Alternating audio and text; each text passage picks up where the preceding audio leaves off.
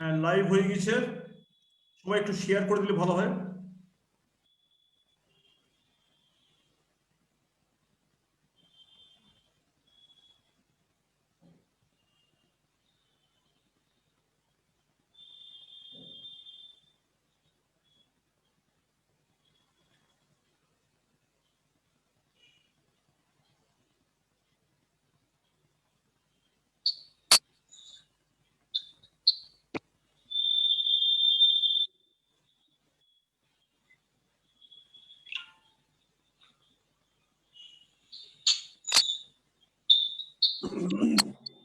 Hello, করলাম। আমাকে শোনা যাচ্ছে? হ্যাঁ, শোনা যাচ্ছে। হ্যাঁ, আচ্ছা আমরা শুরু করছি তাহলে। হ্যাঁ, শুরু করি। নমস্কার, শুভ সন্ধ্যা। আজকে আমরা যারা গাঢ় পাহাড়ে ছিলাম বা গাঢ় পাহাড়ে আছি, বিশেষ করে তুরাতে যারা ছিলাম বা তুরাতে যারা আছি, যারা তুরাতে আমরা কাজ করেছি, বিশেষ করে বাংলা সাহিত্য নিয়ে চর্চা করেছি, বাংলা সংস্কৃতির সঙ্গে আমরা যারা জড়িত আছি, তারা মিলিত প্রয়াস আমাদের। আমরা চেষ্টা করছি আমরা একটু আমাদের ইতিহাসটা খুঁজে দেখার জন্য। বাংলা সাহিত্য নিয়ে আমরা যারা যারা কাজ করেছি, কিভাবে শুরু হয়েছে, কবে থেকে শুরু হয়েছে জানতে চাইছি। আমরা এটা নথিভুক্ত করে রাখতে চাইছি। আগামীতে আজকে আমরা তুরা নিয়ে যদিও শুরু করছি, আগামীতে আমরা রাখতে চাইছি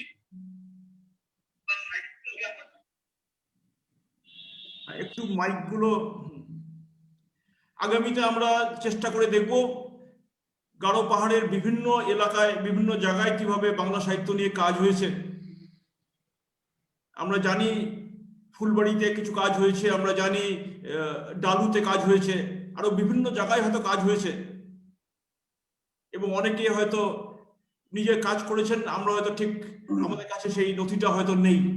তো আজকে চেষ্টা করবো ব্যাপারটাকে নথিভুক্ত করার, এবং আমরা চেষ্টা করব আগামীতে এটা আমরা ইউটিউবেও দেবো, মানুষে দেখতে পাবেন।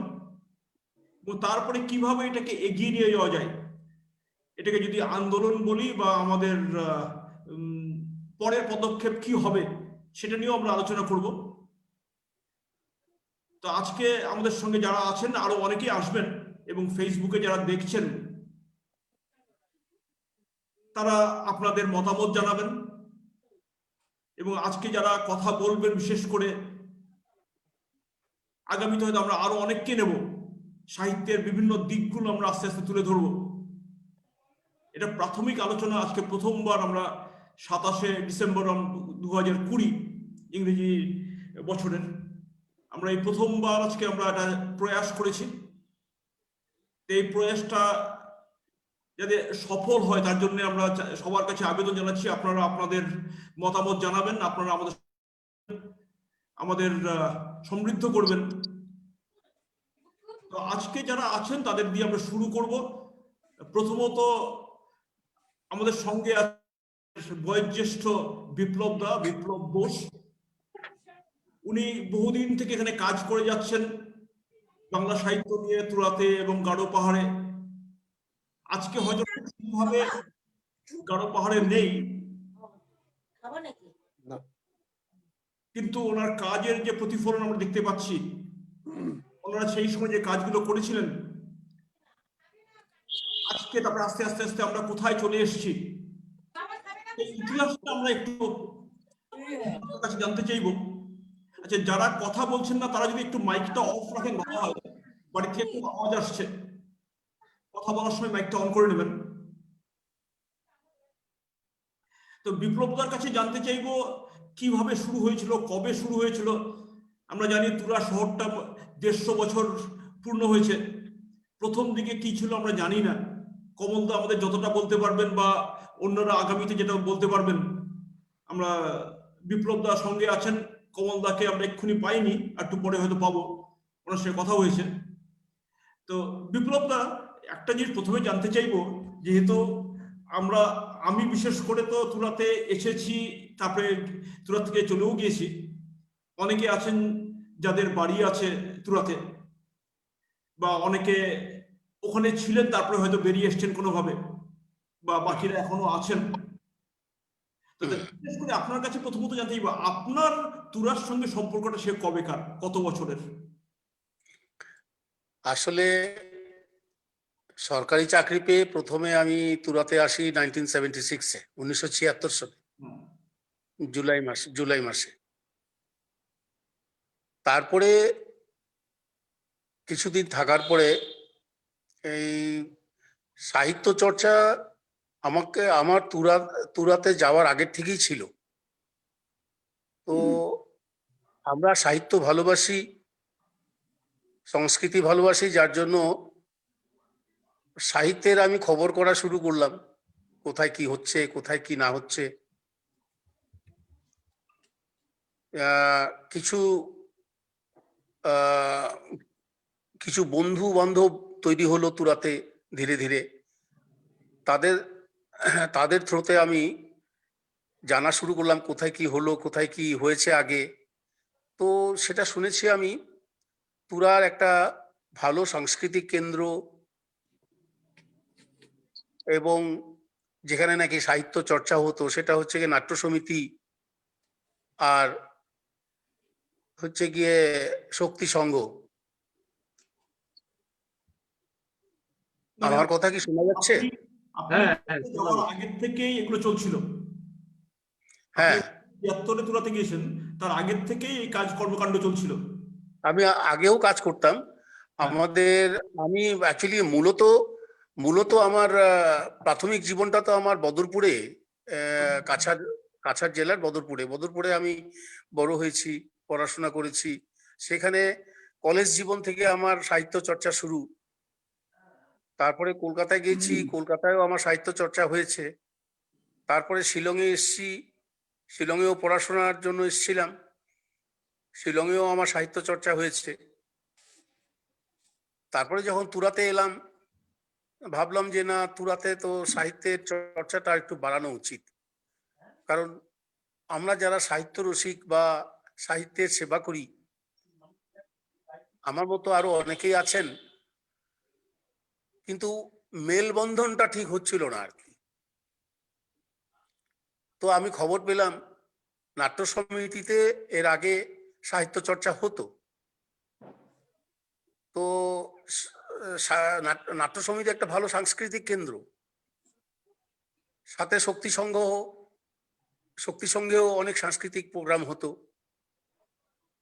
তো এইভাবে ধীরে ধীরে এই সমস্ত বিষয় চর্চা করতে করতে পরে ভাবলাম যে না, আমি আমার তরফ থেকে সাহিত্যের জন্য কিছু করা দরকার।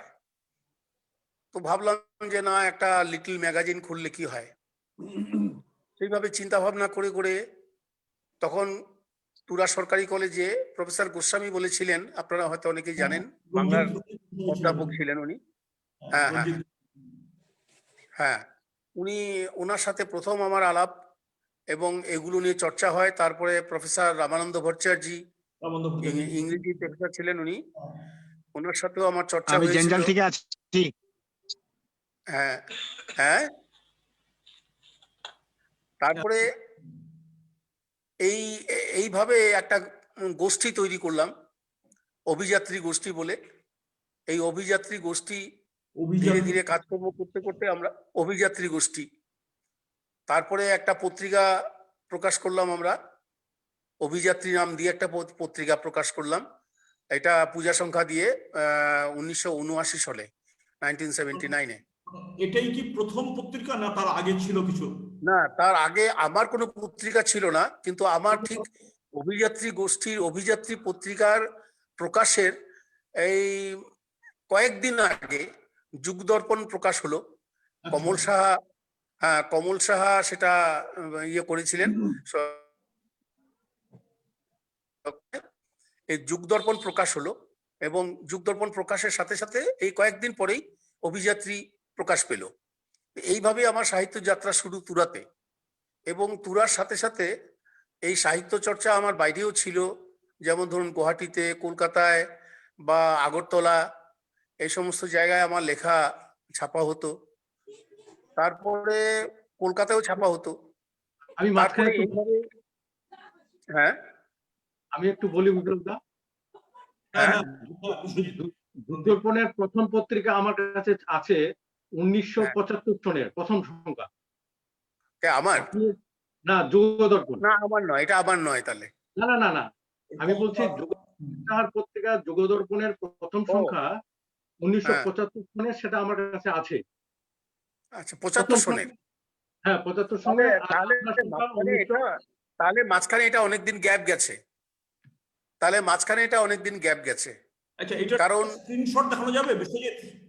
হ্যাঁ না, স্ক্রিনশট নিয়ে আমার আমার যে রেকর্ড গুলো আছে, হ্যাঁ হ্যাঁ কমর্সার প্রথম পত্রিকা 1975। কমর্সা যখন এই আমাদের অনুষ্ঠানে আসবেন, সেটা কনফার্ম হওয়া যাবে মনে হয়, কারণ ওই হ্যাঁ সংখ্যাগুলো তুরার অভিযাত্রী নিয়ে সবগুলো পত্রিকা আমার গচ্ছিত, আমার কাছে গচ্ছিত আছে আমার তুরার লাইব্রেরিতে। আ- হ্যাঁ, আমারটা প্রকাশ পেয়েছিল 1979 সনে, 79। হ্যাঁ হ্যাঁ 79। 79 সনে। হ্যাঁ, তাহলে যুগ দর্পণ মাঝখানে হয়তো কিছুদিন গ্যাপ গেছে, কারণ মাঝখানে কয়েকটা সংখ্যা ওদের প্রকাশ পায়নি। কিন্তু রিপাবলিকেশন যেটা, সেটা 1979 সনেই হয়েছে, আমার পাবলিকেশনের কয়েকদিন আগে। আচ্ছা, এই বিশু নন্দী, হ্যাঁ বিশু নন্দীর কাছে কি হাতের কাছে আছে এগুলো পত্রিকাগুলো এক্ষুনি? না, আমার আমার হাতের কাছে পত্রিকা কিছু আমি নিয়ে বসি নেই। না আমি বিশ্বজিৎ না, আমার কাছে পত্রিকাগুলো নেই, পত্রিকার যে ইনফরমেশন গুলো সেগুলো আমার ডায়েরিতে লেখা আছে আর কি। আচ্ছা আচ্ছা আচ্ছা যেমন যেমন এই বিপ্লব দা যে পত্রিকা যুগদর্পণ, এই অভিযাত্রী, খুব উন্নত মানের একটা পত্রিকা ছিল। এই পত্রিকা আমার যতদূর মানে আমার রেকর্ডে আছে, সেই পত্রিকায় যে প্রমুখভাবে যারা যুক্ত ছিলেন, সেই তাদের মধ্যে এই প্রফেসর রঞ্জিত গোস্বামী আমাদের, হ্যাঁ, প্রফেসর রঞ্জিত গোস্বামী। হ্যাঁ, আর ছিল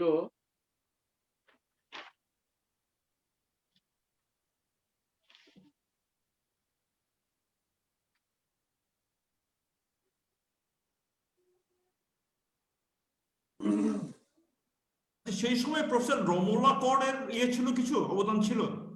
হ্যাঁ হ্যাঁ হ্যাঁ সেটাই, মানে কমল সাহার সঙ্গে যারা ছিলেন মোটামুটি এই খগেন্দ্র কুমার ঘোষ, বিপ্লবদা হ্যাঁ নিশ্চয়ই মনে আছে। হ্যাঁ, খগেন্দ্র ঘোষ, বিপ্লব, উৎপল ধর, অরুণ দে, অধ্যাপক কানুপ্রসন্ন চৌধুরী, রুবি দত্ত, এরা মানে অঙ্গাঙ্গী ভাবে অভিযাত্রী এবং যুগদর্পণ পত্রিকার সঙ্গে ভীষণভাবে জড়িত ছিলেন। যুক্ত ছিলেন, রাইট। হ্যাঁ রাইট, এটা সত্যি সত্যি কথা বলেছো। হ্যাঁ, রমলাকার তো আছেনই, তুষার, আর কি জানি ছিল, তুষার তুষার তুষারকান্তি সাহা পরবর্তীকালে তুষারকান্তি সাহা, রাইট। কমল সাহার, 1990 সনে তুষারদা তুষারদার সঙ্গে আমার দেখা এই কমল সাহার বাড়িতে। তার আচ্ছা আগেও আচ্ছা বিপ্লবদার বাড়িতে এক ঐতিহাসিক মিলন ঘটেছিল আমাদের। তখন আমি নব নবকবি, বিপ্লবদা আমন্ত্রণ করে নিয়ে এসেছিলেন ত্রিপুরার এক স্বনামধন্য কবি কমলেশ সরকার। হ্যাঁ হ্যাঁ হ্যাঁ হ্যাঁ, বিপ্লবদার বাড়িতে ছোট্ট কুটিরে আমি, কমল সাহা, বিপ্লবদা এবং কমলেশ সরকার ছিলেন। সেই হ্যাঁ কমলেশ সরকারের সঙ্গে মানে এটা বলছি আমি 1987 সনের কথা। 1987 সনের পরে 2017 সনে আমার সঙ্গে কমলেশ বাবুর দেখা আগরতলা বইমেলা। কোথায় কোথায়? আগরতলা বইমেলা। আচ্ছা আচ্ছা, তাই নাকি? আগরতলা দর্শক আসন থেকে আমাকে ডেকে নিয়ে কমলেশ সরকার বললেন যে আমাদের কাছে একজন এমন ব্যক্তি এসছেন যার সঙ্গে আমার পরিচয় হয়েছিল 1987 সনে, তিনি গারো পাহাড় থেকে এসছেন। তারপর অনুষ্ঠানে কিছু প্রোগ্রাম হলো, পরিশেষে অনুষ্ঠানের বাইরে গিয়েও আমরা অনেক কথাবার্তা বলি। যাই হোক, সে অন্য প্রসঙ্গ।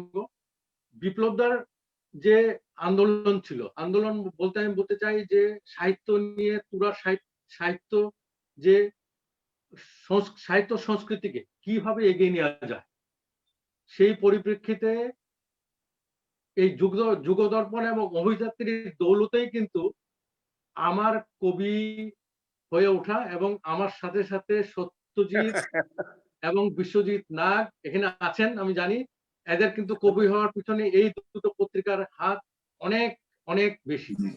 আচ্ছা, অবশ্যই। বিশু কুমার অজিতের কথা মনে আছে? হ্যাঁ, কুমার অজিত দাও এসেছিলেন। হ্যাঁ, কুমার হ্যাঁ, অজিত কুমার দত্ত, অজিত দাস ছিলেন তো। তারপর হ্যাঁ, নকুল নকুল নকুল রায়। নকুল রায়, তারপরে লক্ষণ বণিকের কথা মনে আছে তোমার? হ্যাঁ হ্যাঁ, all India radio. All India রেডিওর। তো এগুলো এনারা প্রসঙ্গক্রমে কথাগুলো এসছে। বিপ্লব দা এবং আমাদের কমল সাহা, এদের বাইরেও কানু প্রসন্ন অধ্যাপক, আমি গোস্বামী স্যারকে তেমন করে পাইনি, তখন আমি পড়ার খাতিরে বাইরে ছিলাম, কিন্তু রমলা ম্যাডাম, পরিমল কর, রামানন্দ স্যার, এদের যে তুরার কালচার নিয়ে এত চিন্তা ভাবনা, সেটা আমরা দেখি নাট্য সমিতির 75 বছর উপলক্ষে, পূর্তি উপলক্ষে একটা নাট্য সমিতির উপহার পত্রিকা বেরিয়েছিল, সেই 75 বছর পূর্তি উপলক্ষে। সেখানে রমলা ম্যাডামের এটাও নয়, ওনারা এত প্রেরণাও দিতেন, প্রচন্ড প্রেরণা দিতেন। অনেক কিছু তুরার উপরে, মানে সাহিত্যের উপরে, আমাদের সংস্কৃতির উপরে অনেক উনি তথ্য সেই সেই পত্রিকাতে দিয়েছেন। সেই পত্রিকা আমার কাছে আছে। হ্যাঁ হ্যাঁ হ্যাঁ। তো এখন বিপ্লব দা বলুন। না ঠিক আছে, তারপরে তুমি যা বলছো সব ঠিকই আছে, কিন্তু তার তার মধ্যে আমাদের এই কমল সাহার যে যুগদর্পণ এবং আমার অভিযাত্রীর মধ্যে এনাদের লেখাও ছাপা হতো, হ্যাঁ এবং হ্যাঁ, এনাদের একদম একদম হ্যাঁ এনাদের অনেক অবদানও ছিল। হ্যাঁ তো সাহিত্যের যে সাহিত্য চর্চার যে সংগ্রাম বা একটা আন্দোলন, সেই হ্যাঁ, আন্দোলনটা কিন্তু তখন বেশ বেশ ভালো ভালো একটা ফ্লোতে চলছিল তখন। তো একদম একদম একদম সত্যি কথা। ভালো একটা ফ্লোতে চলছিল। তো যখন অভিযাত্রী বেশ কয়েকটা সংখ্যা প্রকাশ হওয়ার পরে আমি বন্ধ করতে বাধ্য হয়েছি, কারণ হ্যাঁ, খরচে পোষায় না।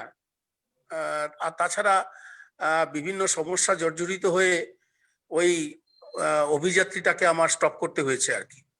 তো তারপরে তো যুগদর্পণ চলছিল, তারপরেও চলছিল, তারপরে তো তোমার মিলন আসলো। আহ, মিলন পত্রিকা কবে জানি প্রকাশ পেলো ফার্স্ট, আমার মনে নেই ঠিক। জাস্ট এখানে একটু আমি লাইন জুড়ে দিই। দুটো পত্রিকার মানে যুগদর্পণ আর অভিযাত্রীর অকাল মৃত্যুর পর যুগদর্পণ সেই দুঃখটা সামলে নিতে পারেনি। তাও এক বছর চালিয়ে কমলদা বললেন যে আমি আর পারছি না, আমার বন্ধু বান্ধবরা সব বাইরে ছড়িয়ে ছিটিয়ে কোথায় গেছে, খগেনদা নেই। খগেন ঘোষ উনি পিএইচডি তে চাকরি করতেন, কিন্তু অনবদ্য তার লেখনী ছিল। হ্যাঁ হ্যাঁ হ্যাঁ। খগেনদা হঠাৎ করে মানে রিটায়ার হয়েছিলেন বোধহয়, তখন চলে গেলেন উনি কুচবিহার। তারপরেই এদের এদের প্রেরণায়, এই দুই ব্যক্তির প্রেরণায় আমি এবং অশোক পাল, স্বনামধন্য লেখক, ভালো একজন ব্যাংকার, ভালো সোশ্যাল ওয়ার্কার, যিনি এখন অনেকদিন তুরার ব্যাংকে ছিলেন, তুরারই ছেলে, সেই আমরা দুই বন্ধু এবং আরো 3 বন্ধু মিলে মিলন পত্রিকার জন্ম দিই। ও সেটা এক আচ্ছা। সেটা এক মানে অবর্ণনীয় আমাদের কাহিনী। আমাদের হ্যাঁ। আরেক বন্ধু বিজয় সোমের বাড়িতে আলাপ আলোচনা হলো যে আমরাও একটা করি, সবাই করছে, আমরাও তো লেখালেখি করি, একটা পত্রিকা যদি করতে পারি তবে মনে হয় আমরা সবার কাছে পৌঁছে যেতে পারবো। এটা কোন সন হবে, কোন সনে? এটা 1984 সন। আচ্ছা, 1984 প্রথম প্রকাশিত। তখন আমি অলরেডি তুরাতে আছি। হ্যাঁ হ্যাঁ, হ্যাঁ, এইভাবেই 1984 সন। চললো আর কি। সাহিত্য চর্চা তুরাতে এইভাবেই চলছিল, এখনো চলছে। এবং বর্তমানে তো বিশ্বজিৎ নন্দী, এই যে বিশু, এই বিশুর অনুপ্রেরণায় সাহিত্য চর্চা অনেক দূর এগোচ্ছে, এবং বিশু আজকে যে স্থানে আছে তার জন্য আমরা গর্বিত, সত্যি গর্বিত।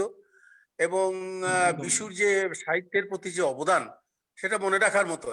এখনো ও লিখে চলেছে, যদিও লিখছি, আমরাও লিখছি ঘরে, কিন্তু আমরা প্রকাশ করছি না। কিন্তু ব্যাপারটা হচ্ছে গিয়ে সাহিত্য চর্চার মধ্যে আমার স্থান পরিবর্তনের জন্য অনেক বাধা বিপত্তির সৃষ্টি হয়েছে, যার জন্য সাহিত্যের মধ্যে আমি ঠিক প্রকাশনার কাজে জড়িয়ে থাকতে পারছি না। তো বাড়িতে ভীষণ ব্যস্ত থাকতে হয়, তার মধ্যেও সাহিত্য চর্চা চলছে, একটু একটু করে চলছে, একদম ছাড়িনি সাহিত্য চর্চা।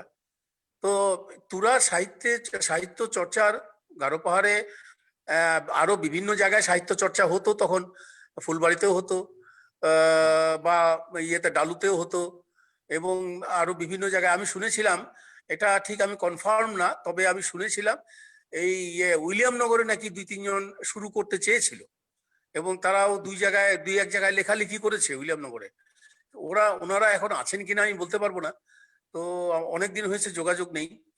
তো উইলিয়ামনগরের মতো জায়গায় আমরা অ্যাকচুয়ালি কি সাহিত্য প্রেমী যারা, তারা সেই যোগাযোগটা ঠিক মতো রাখতে পারিনি, যার জন্য উইলিয়ামনগরের রেকর্ডটা আমি ঠিক রাখতে পারিনি তখন।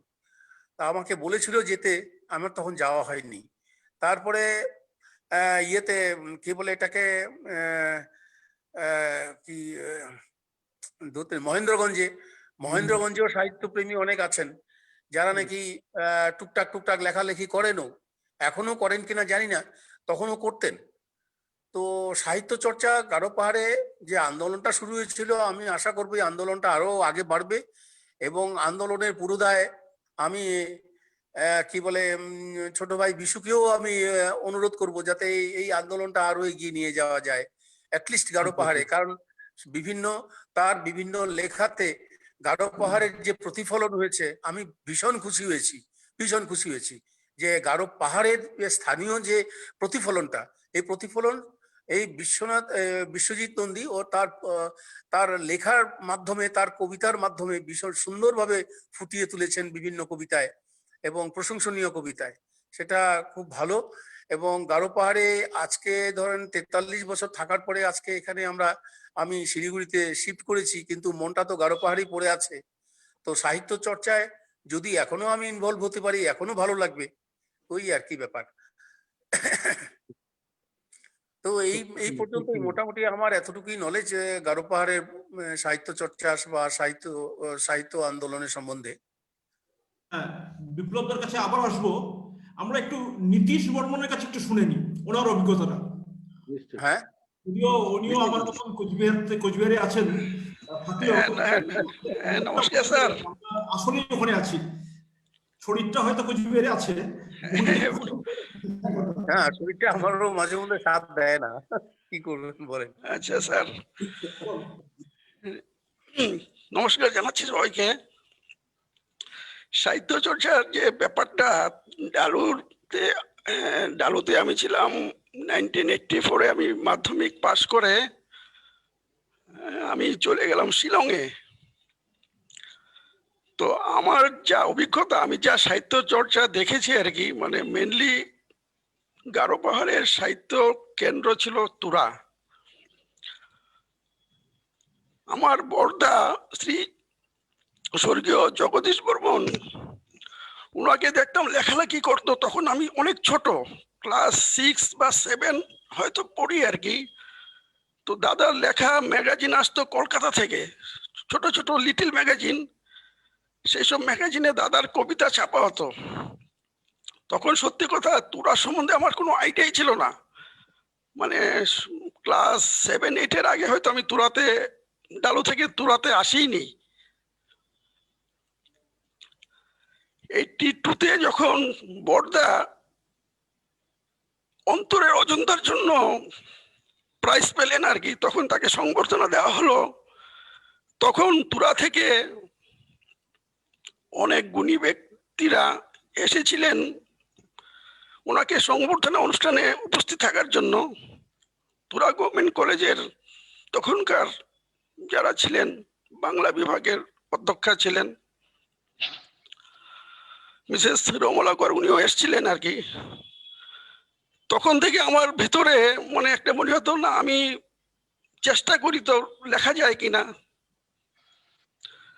তো আমি প্রথম কবিতা বোধহয় লিখেছিলাম, যতটুকু মনে পড়ে, ক্লাস 8-এ।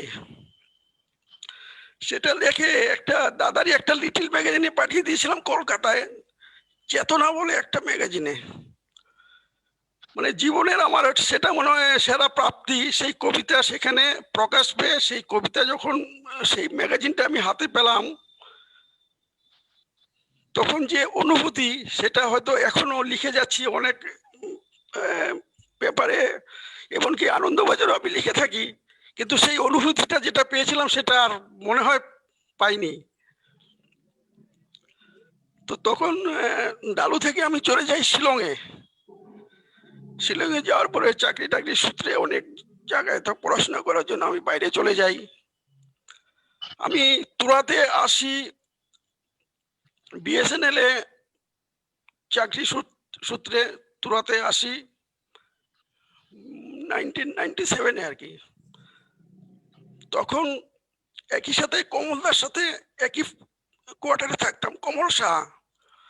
তো কমলদার লেখালেখি যুগদর্পণ তখন আমি পড়তাম দাদার কাছ থেকে আর কি। যুগদর্পণের কয়েকটা কপি আমার কাছে এখনো আছে, পুরনো কপি, আমি দেখাচ্ছি। এটা 1391 সনে একটা কপি আছে আমার কাছে।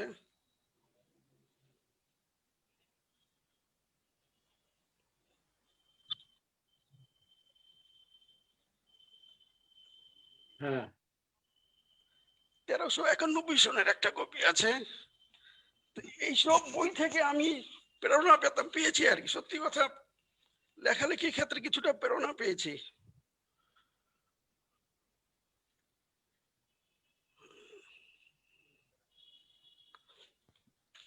নীতিশ বাবু, হ্যাঁ, এইগুলোর একটু করে রাখা যাবে? বুঝলাম না স্যার। স্ক্যান করে, আর আমরাও যদি একটু এটা পাই। হ্যাঁ হ্যাঁ হ্যাঁ হ্যাঁ, কিছুটা পোকায় কেটে গেছে, তবে যা আছে আমি ওটা সংরক্ষণ করে রাখবো আমি আর কি। হ্যাঁ, আমরাও যদি পাই তাহলে খুব ভালো হবে আর কি। তারপর সেই সূত্রে, লেখালেখির সূত্রে আমার পরিচয় হলো আমাদের বিশ্বজিৎ নন্দী, বিশ্বজিৎ নাগদার সাথে। তখন মিলন পত্রিকায় আমি লেখা পাঠাতাম, উপহারে লেখা পাঠাতাম। ডালু থেকে তেমন তখন কোনো ম্যাগাজিন বের হয়নি। পরবর্তীকালে ডালু থেকে একটা ম্যাগাজিন বের হচ্ছে, সেটা হলো মেঘবার্তা। সেটা লকডাউনের জন্য এই বছর বের হয়নি, সেটা নিয়মিত প্রকাশ পায় এখনো। চৈপানি দুর্গা পূজা কমিটি থেকে একটা ম্যাগাজিন প্রকাশ করে থাকে আপাতত। তো যেহেতু লেখালেখির ব্যাপারে, নীতিশ, হ্যাঁ হ্যাঁ ডালুর বোধহয় প্রথম পত্রিকা বিবেক বার্তা। হ্যাঁ হ্যাঁ, সেই কথাও আমি বলছি আর কি। মানে বড়দা ছিলেন তখন, বড়দার এবং আপনিও ছিলেন তখন, বোধহয় ডালুতে আপনি চাকরি সূত্রে ছিলেন আর কি। তখন বিবেক বার্তা, সেই কপিও আমার কাছে একটা আছে পুরনো, পরে হয়তো আমি দেখাতে পারবো। কিন্তু ডালু তখন মহেন্দ্রগঞ্জ এবং ফুলবাড়ি থেকেও কয়েকটা ম্যাগাজিন বের হতো আর কি। সেই সব ম্যাগাজিন গুলো পড়তাম আমি, সবসময় পড়তাম আর কি। আর সত্যি কথা বলতে কি, তোরার এই দাদাদের অনুপ্রেরণায় আমার লেখালেখি শুরু হয়। তা ওই 1989-এ আমার একটা কাব্যগ্রন্থ বেরোয়, ক্ষুদ্র প্রেম নামে আর কি। সেই কাব্যগ্রন্থের প্রথম কবিতাটাতে আমি সর্বভারতীয় কবিতা প্রতিযোগিতায় 4র্থ স্থান পেয়েছিলাম, এবং সেই প্রতিযোগিতার জাজ একজন ছিলেন সুনীল গঙ্গোপাধ্যায়। এটা ঘটনা হল 1986 এর ঘটনা। এটা 1986। হ্যাঁ, এটা সুনীল গঙ্গোপাধ্যায় সেখানে একজন জাজ ছিলেন। কিন্তু সেই প্রাইজ আনতে আমি যেতে পারিনি, মানে তখন সামর্থ্য ছিল না কলকাতা যাওয়ার, সত্যি কথা বলতে কি।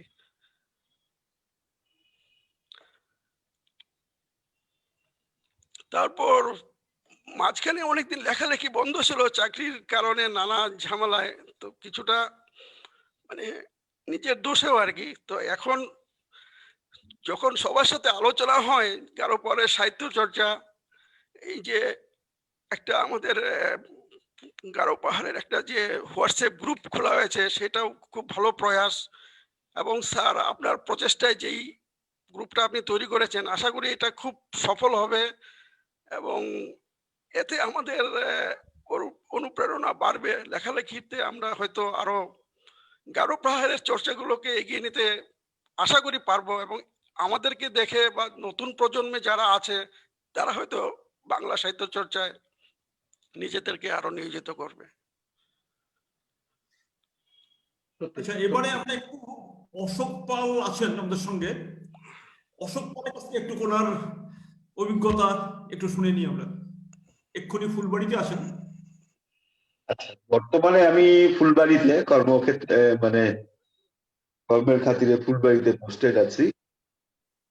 তো আমার যতদূর মনে পড়ে, আমি প্রথম গারো পাহাড়ের লিটল ব্যাগ বা বাংলা সাহিত্য চর্চার যদি দেখে থাকি তাহলে যুগদর্পণকেই দেখেছি, তারপর অভিযাত্রী।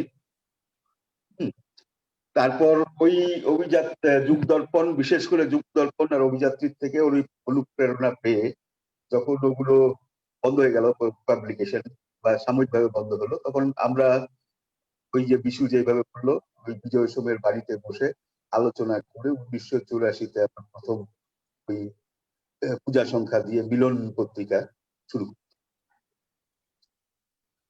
তো আমি আসলে একজন কবি নই, সাহিত্য চর্চা যদিও করি, কিন্তু আমি কবি বা কবি নই।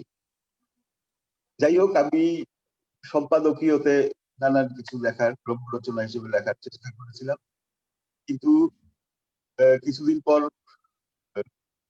বিশু পোস্টিং হয়ে গেল মহেন্দ্রগঞ্জে, যেখান থেকে ওর পক্ষে মানে পত্রিকার দেখাশোনার দায়িত্ব সামলানো সম্ভব হচ্ছিল না। তখন আমি ওই দিকটা দেখতাম।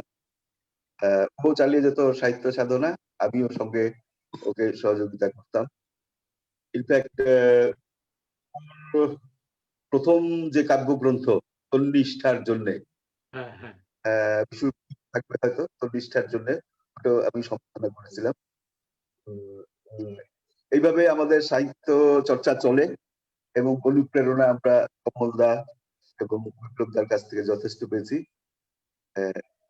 এই মুহূর্তে আমার মনে পড়ছে যে তারপর উপহারও প্রকাশ পেয়েছে বাবু নাট্য সমিতি থেকে,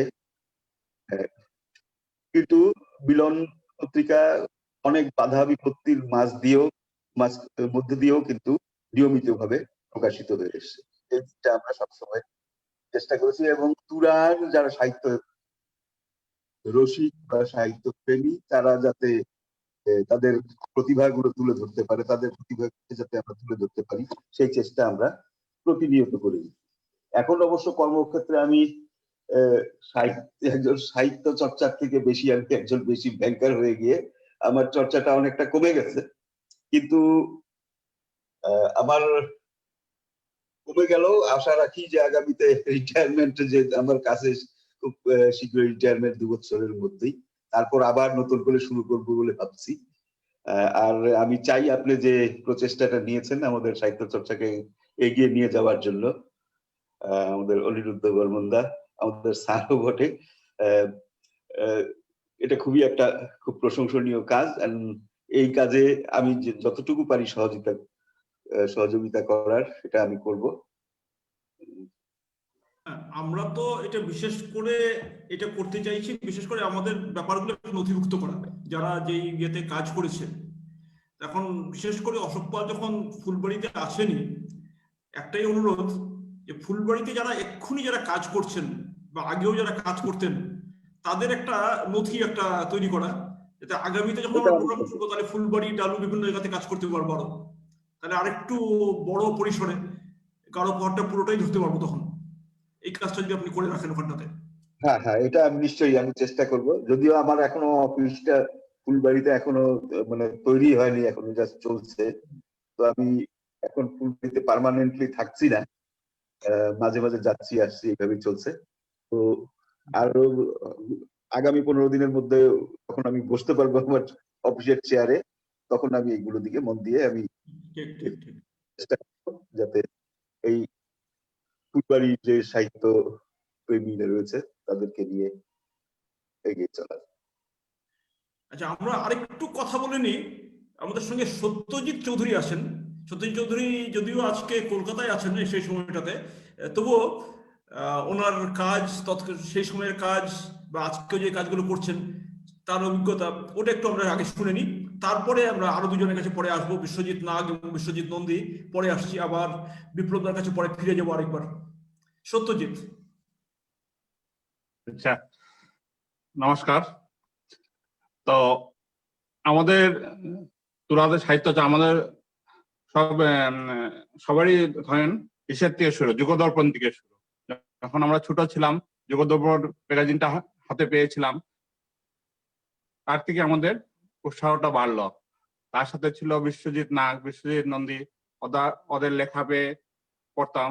পড়তে পড়তে বিশ্বজিৎ নাগের ছিল উপহারের সম্পাদক, তার পরবর্তীতে আমাকে দেওয়া হলো সম্পাদকের দায়িত্ব। তো এই সূত্রে সবার সাথে লেখক বিপ্লব দা আছেন, হ্যাঁ, সবার সাথে যোগাযোগ করতাম। কানু প্রসন্ন চৌধুরী, রুবি দত্ত, সবার সাথে যোগাযোগ হলো। তো পরিধি বাড়লো। এইভাবে আস্তে আস্তে আমরা ডালু, গুয়াহাটি, কলকাতা কিছু মানুষের সাথে বা বহির্বঙ্গের ভিলাই, বোম্বে প্রচুর লোকের সাথে যোগাযোগ হলো, আর লেখা আনাতাম, ছাপাতাম। যেটা একটা অন্য জগৎ। তুষারকান্তি সাহা, হ্যাঁ, উনিও তুরাতে বহুদিন ছিলেন, ওনার সাথে যোগাযোগ ভালো ছিল। গুয়াহাটিতে থাকাকালীন ওনার ঘরে যেতাম, উনিও সাহায্য করতেন। এই সবার সাহায্যেতে আমরা উপহার ম্যাগাজিনটাকে বেশ নিয়ে গেলাম। তারপরে প্রমোশন পাওয়ার পরে যখন তুরাত থেকে বেরিয়ে গেলাম, তাও মলয় দাস ছিল, উনি কিছুদিন চালালেন। আস্তে আস্তে ডিটাচ হয়ে গেল। তো বেশ অনেকদিন অরুণাচল ঘোরার পরে অনেকদিন বন্ধই ছিল সাহিত্য চর্চা। তারপরে যখন কলকাতা আসলাম, আবার বিশ্বজিৎ নাগের ফেসবুকে দেখলাম, দেখে যোগাযোগ করলাম। তারপরে জানতে পারলাম অনলাইনেও এখন সাহিত্য চর্চা হচ্ছে। এই সূত্র ধরে আবার সাহিত্যের প্রতি একটা গত বছরখানেক বা বছরখানেক হবে, 1.5 বছর মতো হবে, তো আবার মোটামুটি সাহিত্য চর্চা শুরু হয়েছে। তা আপনাদের যে গ্রুপ খোলা হয়েছে তার সাথে আবার যোগাযোগ হলো নতুন করে।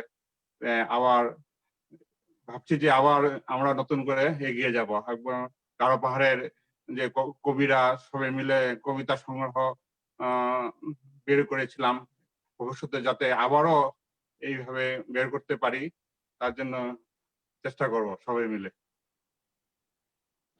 হ্যাঁ, সত্যজিতের অভিজ্ঞতা শুনলাম। তো আমি তো তুরাতে এসেছি 1983-তে। 84-তে নাট্য সমিতির সঙ্গে একটা সংযোগ হলো, আমাকে ভাইস প্রেসিডেন্ট করা হয়েছিল সেই সময়টা। সেই সময় উপহার পত্রিকাটা ছিল। তো আমি তো ঠিক লেখালেখিতে ছিলাম না কোনো কালেই, একটু বকাবকিতে ছিলাম যা। তো একবার সেই সময়ে সম্পাদক ছিলেন আমাদের বিশ্বজিৎ নাগ, উপহারের সম্পাদক। তো আমাকে দিয়ে ঘাড় ধরে একটা লেখা লিখিয়েছিলেন মনে আছে। সেটা বোধহয় ছিল ওই গারো বিয়ের উপরে, গারো বিবাহ ব্যাপারে কিছু একটা ছিল। তো ওই ভুল ভালো অনেক কিছু ছিল লেখা টেখাতে। তো যাই হোক, অবশ্য মজিদুর রহমান সরকার কিছু সময় ছিলেন, তারপরে বোধহয়, ঠিক ভুলে যাচ্ছি, কিছুদিন উপহারের সম্পাদক ছিলেন। প্রথম সম্পাদক মজিদুর রহমান সরকার। আচ্ছা, আমি বিশেষ করে বিশ্বজিৎ নাগকেই পেয়েছি, এবং ওদিকে মিলন পত্রিকার সঙ্গে অশোক পালের সঙ্গে বেশি যোগাযোগটা ছিল। মানে বিষ্ণু নন্দীর সঙ্গে ছিল, কিন্তু অশোক পালের সঙ্গে যোগাযোগটা বেশি ছিল। আরেকটা নাম আমি ভুলে যাচ্ছি, যে মলয় দাস বলে, মলয় দাসও কি ছিলেন এর সঙ্গে, মিলনের সঙ্গে? না, উপহারের সঙ্গে ছিল। উপহারের সঙ্গে, আচ্ছা, মলয় দাস নামটা আমি ঠিক এক্ষুনি ইয়ে হচ্ছে না। এখন এই উপহারের সম্পাদক বিশ্বজিৎ নাগের কাছ থেকে আমরা ওনার অভিজ্ঞতা শুনবো, এবং তারপরে আগামীতে কি করা যায়, কি ভাবনা চিন্তা আছে, ভাবনা তখন ছিল, তারপরে আগামীতে আরো কি ভাবনা চিন্তা পরে হয়েছে। উনি এখনো লেখালেখি করে যাচ্ছেন, আজকে জলপাইগুড়িতে আছেন ঠিকই, কিন্তু ওনার যেহেতু বাড়ি তুরাতে, আর আমাদের তো মনটা পড়েই আছে, আর ওনার তো মন এবং সবই পড়ে আছে ওখানটাতে। বিশ্বজিৎ নাগ। হ্যাঁ, শুভ সন্ধ্যা।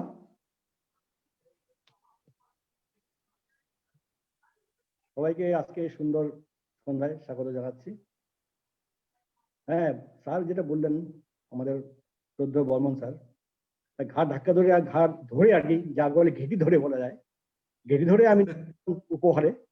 আমার এই প্রসঙ্গে একটা কথা মনে পড়ে, সেটা হচ্ছে আজকে বলেছিলাম একটা গারো সম্প্রদায়ের উপর একটা লেখা লিখতে, প্রবন্ধ। আমার যতদূর মনে পড়ে, তার লিখেছিলেন গারোপাড়া মান সম্প্রদায়দের নিয়ে। ওটা একটা ছিল, হ্যাঁ, ওটা ছিল, হ্যাঁ। এটা আমি তাকে রিকোয়েস্ট করেছিলাম যে গারো পাহাড়ের যে উপজাতি যারা আছে তাদেরকে নিয়ে কিছু একটা লেখার জন্য। মনে পড়ে স্যার সেটা কিন্তু লিখেছিলেন, তাকে আমি ধন্যবাদ জানাচ্ছি আজকেও সেই জন্য। সেই সূত্রে স্যারকে আমরা পেয়েছিলাম, আজকেও সেটা তার সূত্র ধরে আজকে স্যার যে এভাবে আমাদের পাশে দাঁড়িয়ে গারোপাড়ার সাহিত্য চর্চা নিয়ে ভাবছেন বা সেটাকে এগিয়ে নিয়ে যাওয়ার জন্য যে প্রয়াসটা করছেন তার কোনো প্রশংসায় যথেষ্ট নয়। এই প্রসঙ্গে বলি, আমার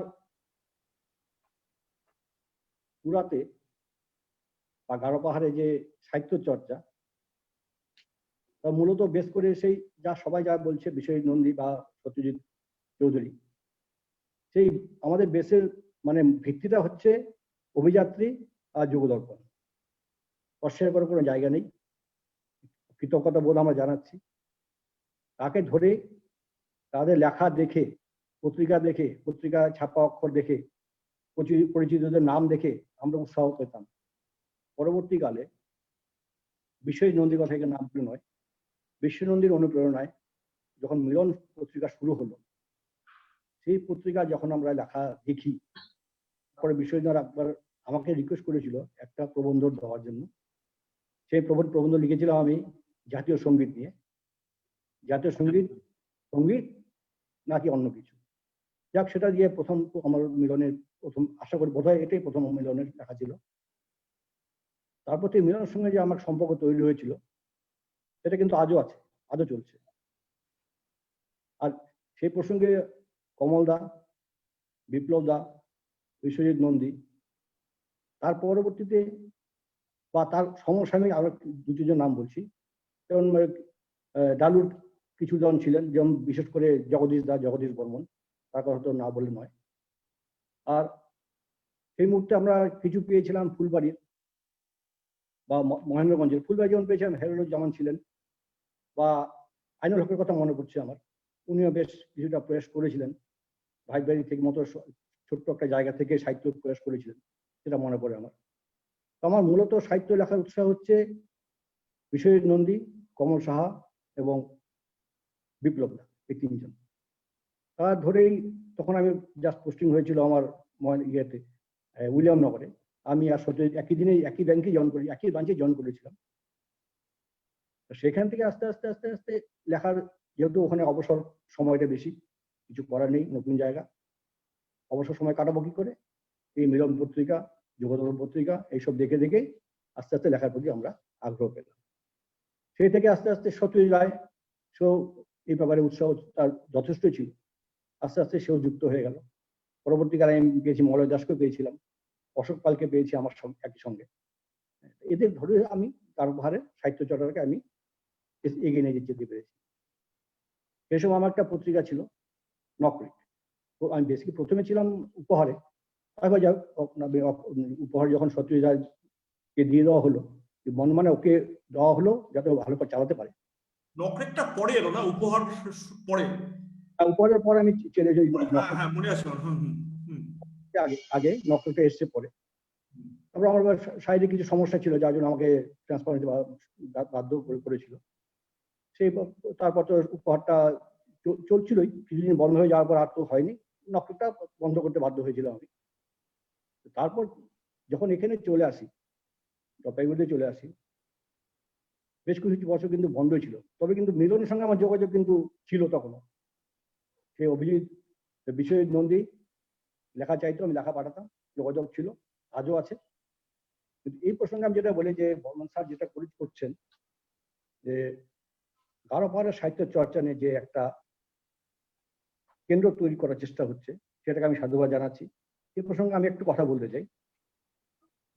গারোপাহাড়ের আমাদের সমাজে যারা ছিল, বা এখন অনেকেই নেই, বাইরে চলে গেছেন, বা পরবর্তী যারা আছে, তারা গারোপাহাড় সাহিত্য বা সংস্কৃতি, এমনকি আগে নাট্য সমিতি ছিল, শক্তি সংঘ ছিল, নাটক হতো, অনেক চর্চা হতো, যাত্রা হতো, একসময় শক্তি সঙ্গে নিয়মিত যাত্রা হতো, নাট্য সমিতিতে নাটক হতো, সাহিত্য সংস্কৃতি হতো, সাহিত্য সংস্কৃতির মধ্যে গান বাজনা সবকিছু হতো, এখনো হচ্ছে। এইগুলো যেন ভিত্তিটাকে যেন আমরা ধরে রাখতে পারি, দেখে যে গারোপাহাড়ের যে একটা ঐতিহ্য, শুধু গারোপাহাড় বললে হবে, গারোপাহাড় যেমন আমাদের ডালু যেমন আছে, বারাঙ্গাপাড়া আছে, এদিকে মহেন্দ্রগঞ্জ, তারপর ফুলবাড়ি, এসব যাদের ঐতিহ্য আছে, পুরো গারোপাহাড় নিয়ে বলছি, যে ঐতিহ্য যা আছে সেটাকে যেন আমরা ধরে রাখতে পারি। আর এটাকে এগিয়ে নেওয়ার জন্য যেই প্রয়াসটা আমরা করতে চাইছি আজকে, সে মতো আমার মনে হচ্ছে একটা একাডেমি করা দরকার, সংগ্রহশালা করা দরকার, যেখানে আমরা যা কিছু আছে সবার কাছে, যা পুরনো স্মৃতি, সেগুলো যেহেতু আমরা কিছু একটা স্মৃতি একটা সংগ্রহশালা তৈরি করতে পারি, পরবর্তী প্রজন্মকে আমরা হয়তো কিছু দিয়ে যেতে পারবো। এর ফলে কি হবে, আগামী প্রজন্ম যারা আসছে তাদের সাথে পরবর্তী গত প্রজন্মের যে মেল বন্ধন একটা হবে, এবং তার সূত্র ধরেই যেন গারোয়ার সাহিত্য চর্চাটা আরো এগিয়ে যেতে পারে। তো সেখানে একটা সমস্যা আছে, যেটা বিপ্লব দা প্রথমেই বললেন, আর্থিক সমস্যা। যে কোনো ম্যাগাজিন বা এসব সাহিত্য সংস্কৃতি সাহিত্য চর্চা যেগুলো করতে গেলে যে খরচটা আমাদের আগে চিন্তা ভাবনা করতে হয়, বেশিরভাগ আমরা গাছের ভাষা খরচ করে এসব চালাতাম। বিপ্লব দা জানেন, কমলাও জানেন, বিশ্বের নন্দী এখনো টের পাচ্ছেন কি করে চালাতে হয়। তো সেই জন্য চিন্তা ভাবনা করে একটা যদি ফান্ড বা কোনো একটা অর্গানাইজেশন আমরা ফান্ডের ব্যবস্থা করতে পারি, কোনো একটা অ্যাকাউন্টের ব্যবস্থা করতে পারি, যেখানে আমরা কিছু সবার কাছ থেকে চাঁদা বাবদ বা কিছু সংগ্রহ করতে পারি, তাতে কি হবে, আর্থিক মজবুতি যদি আমাদের হয়, তাহলে পরবর্তীতে সেটাকে আমরা আমাদের চর্চাগুলো আছে, ঐতিহ্যটা আছে, সেগুলোকে আমি এগিয়ে নিয়ে যেতে পারি। এ প্রসঙ্গে হয়তো বিশ্বের নন্দী আরো কিছু বলবেন। তো গারোয়ার চর্চা যেটা এখন যেই পর্যায়ে শুরু হয়েছে, তার যেভাবে শুরু করতে চাইছেন, আমরা সবাই তার পাশে আছি। সবাইকে নিয়ে তাকে নিয়েই আমরা নতুন সকল স্বপ্ন দেখতে চাইছি।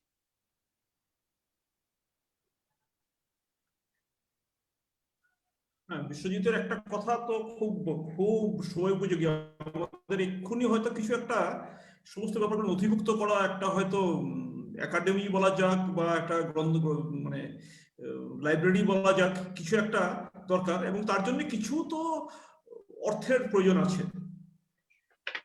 আগে হয়তো আমরা সবাই হয়তো এতটা স্বচ্ছ ছিলাম না, আজকে হয়তো আমরা অনেকেই কিছু কিছু হয়তো দিতে পারবো, খুব অসুবিধা হওয়ার কথা নয়। আমি জানি না, এটা অবশ্য ব্যক্তিগত ব্যাপার প্রত্যেকেরই।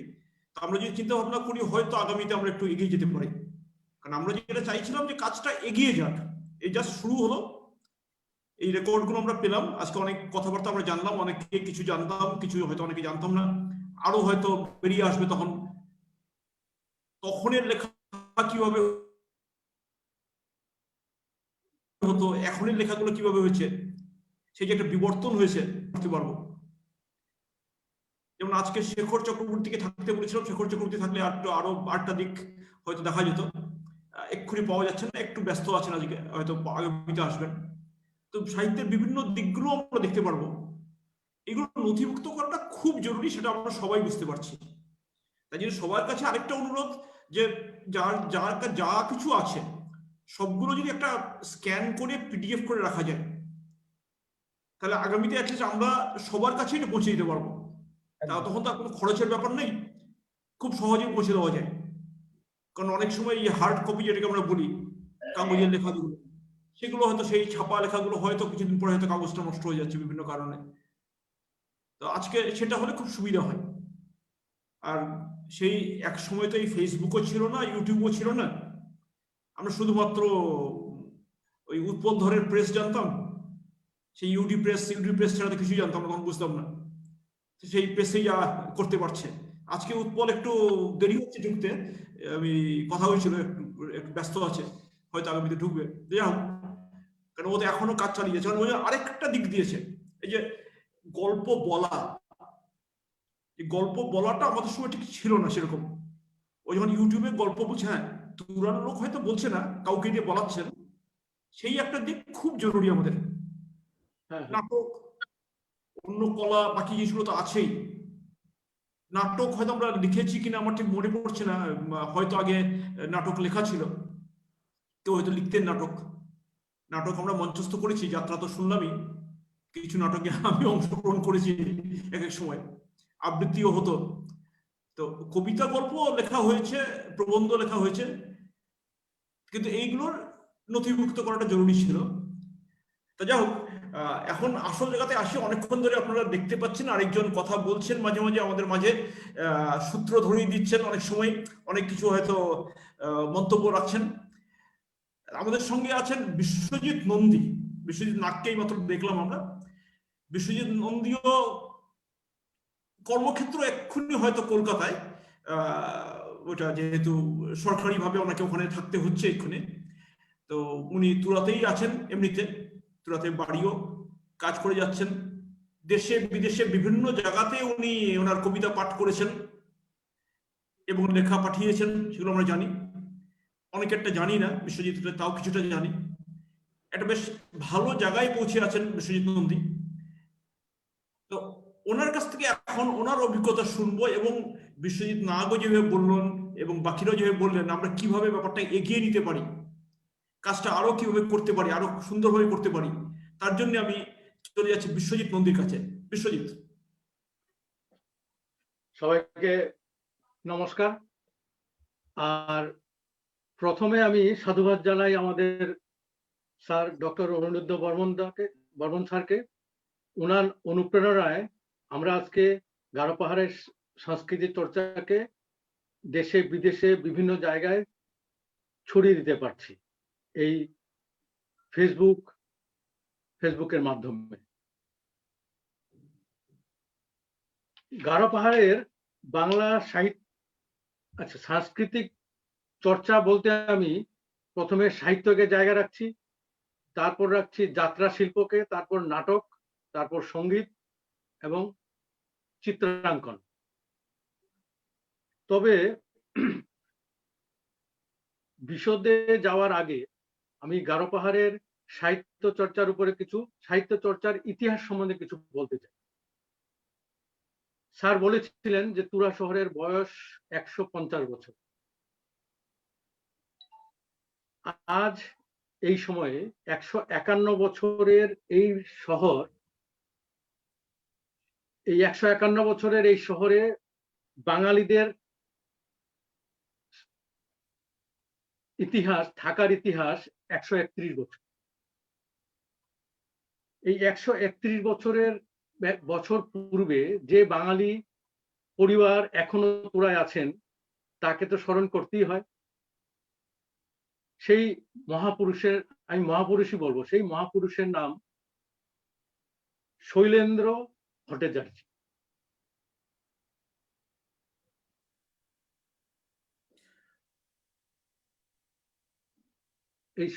ইনি দেবদুলাল ভট্টাচার্য, আশিক ভট্টাচার্যদের ঠাকুরদা মানে বাবার বাবা ছিলেন। আমি ভুল বলেছি একটু, তারককিশোর ভট্টাচার্যের ছেলে শৈলেন্দ্র ভট্টাচার্যের ছেলে আশিক ভট্টাচার্য। মানে আমরা যাকে লাল ভট বলে জানতাম, হ্যাঁ, লাল ভটের বাবা। লাল ভটের নাম হলো শৈলেন্দ্র ভট্টাচার্য, তার বাবা। আচ্ছা। তার বাবা তারককিশোর ভট্টাচার্য। উনাকে তখনকার সময়ে যে ডেপুটি কমিশনার ছিলেন,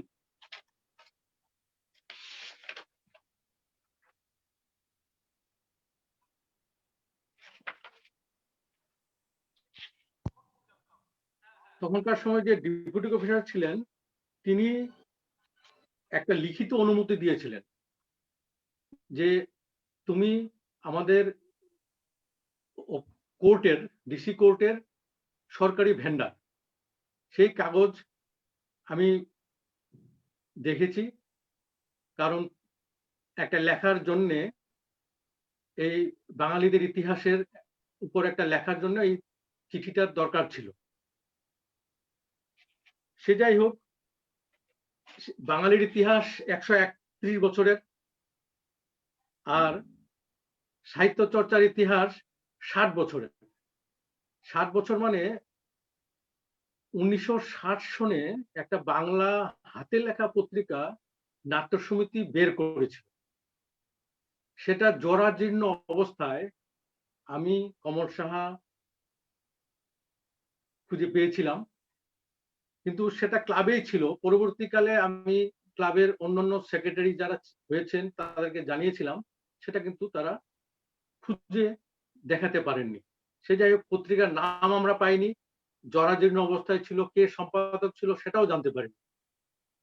তবে মনে মানে একটা আনন্দ হয়েছিল আর, যে 1960 সনে নাট্য সমিতি প্রচেষ্টা করেছিল একটা হাতে লেখা বাংলা পত্রিকা বের করা,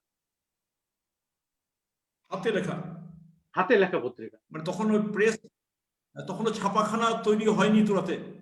পুরাতে মনে হয় ছাপাখানা ছিল না, কিন্তু আমার কথা ছাপাখানা নয়, আমার কথা হলো যে তারা যে একটা হাতে লেখা পত্রিকা বের করার যে প্রচেষ্টা করেছে, বিশাল ব্যাপার, আমার বিশাল কাছে ব্যাপার। বিশ্বজিৎ নাগও জানবে, সমস্ত ভারতবর্ষে একখানা হাতে লেখা পত্রিকা ছিল, সেটা সতী চট্টোপাধ্যায় এডিটর ছিলেন সেই পত্রিকা, কালের যাত্রার ধ্বনি। একদম হ্যাঁ, সেই পত্রিকা যদি আপনি দেখতে চান আমার লালুর বাড়িতেও পেতে পারেন, আর কলকাতা লিটল ম্যাগাজিন গবেষণা কেন্দ্রে এই পত্রিকাকে আপনি পাবেন। সেই সূত্র ধরে বলছি যে সতী চট্টোপাধ্যায়ের পত্রিকা কালের যাত্রার ধ্বনি সবাই জানে যে হাতে লেখা একটা পত্রিকা, কিন্তু নাট্য সমিতির পত্রিকাকে কেউ জানে না, সেটাই দুঃখের ব্যাপার। আমার প্রচেষ্টা হলো গারো পাহাড়ে যারা লেখালেখি করেন, গারো পাহাড়ে যারা সাহিত্য সাধনা করেন, তাদেরকে সর্বভারতীয় পর্যায়ে নিয়ে যাওয়া, এবং সেই সূত্র ধরেই মিলন এক প্রত্যন্ত শহর থেকে বেরিয়ে এসে ভারতবর্ষের বিভিন্ন স্থানে পত্রিকাকে নিয়ে গেছে। এবং আমি আজও যে এখানে বসে পত্রিকা করি, সেখানে কিন্তু গারো পাহাড়ের লেখক কবিদেরই লেখাকে আমি জায়গা দিই বা স্থান দিই। তার একটাই উদ্দেশ্য যে শুধু কলকাতা নয়, কলকাতা হোক, বোম্বে হোক, যেটা জবলপুর হোক, লখনৌ হোক, হায়দ্রাবাদ হোক, ব্যাঙ্গালোর হোক, সেখানে এরা জানুক যে আমাদের এই গারো পাহাড়ের সাহিত্য সেবকরা অনেক রয়েছে যারা নিয়মিত লিখছেন। নিয়মিত না লিখলেও আমি লিখাচ্ছি, আমি লালুকে ফোন করব, বিষয় না কে আমার লেখা লাগে রে পাঠা, আমি সত্যজিৎকে বলি। হ্যাঁ, এবং আমার উদ্দেশ্যটা থাকে গারো পাহাড়ের উপরই আধারিত লেখাগুলো হোক, কারণ আমি বিভিন্ন লিটল ম্যাগাজিনের সঙ্গে যুক্ত আছি কলকাতার। তারা কিন্তু সবসময় বলেন যে তোমরা কলকাতার লেখকদেরকে ছেড়ে তোমার জায়গার লেখকদেরকে নিয়ে প্রকাশ করো পত্র পত্রিকা, তাতে কি হবে, তাতে আমরা তোমাদের অঞ্চলের লেখালেখির স্টাইল, যেমন আমরা বলি বাংলাদেশের গল্প, বাংলাদেশের কবিতা লেখার স্টাইল আলাদা, ভারতবর্ষের কলকাতার লেখার স্টাইল আলাদা, সেইভাবে গারো পাহাড়ের লেখার স্টাইলও আলাদা। আমাদের এই অঞ্চলে বিচিত্র এক মানে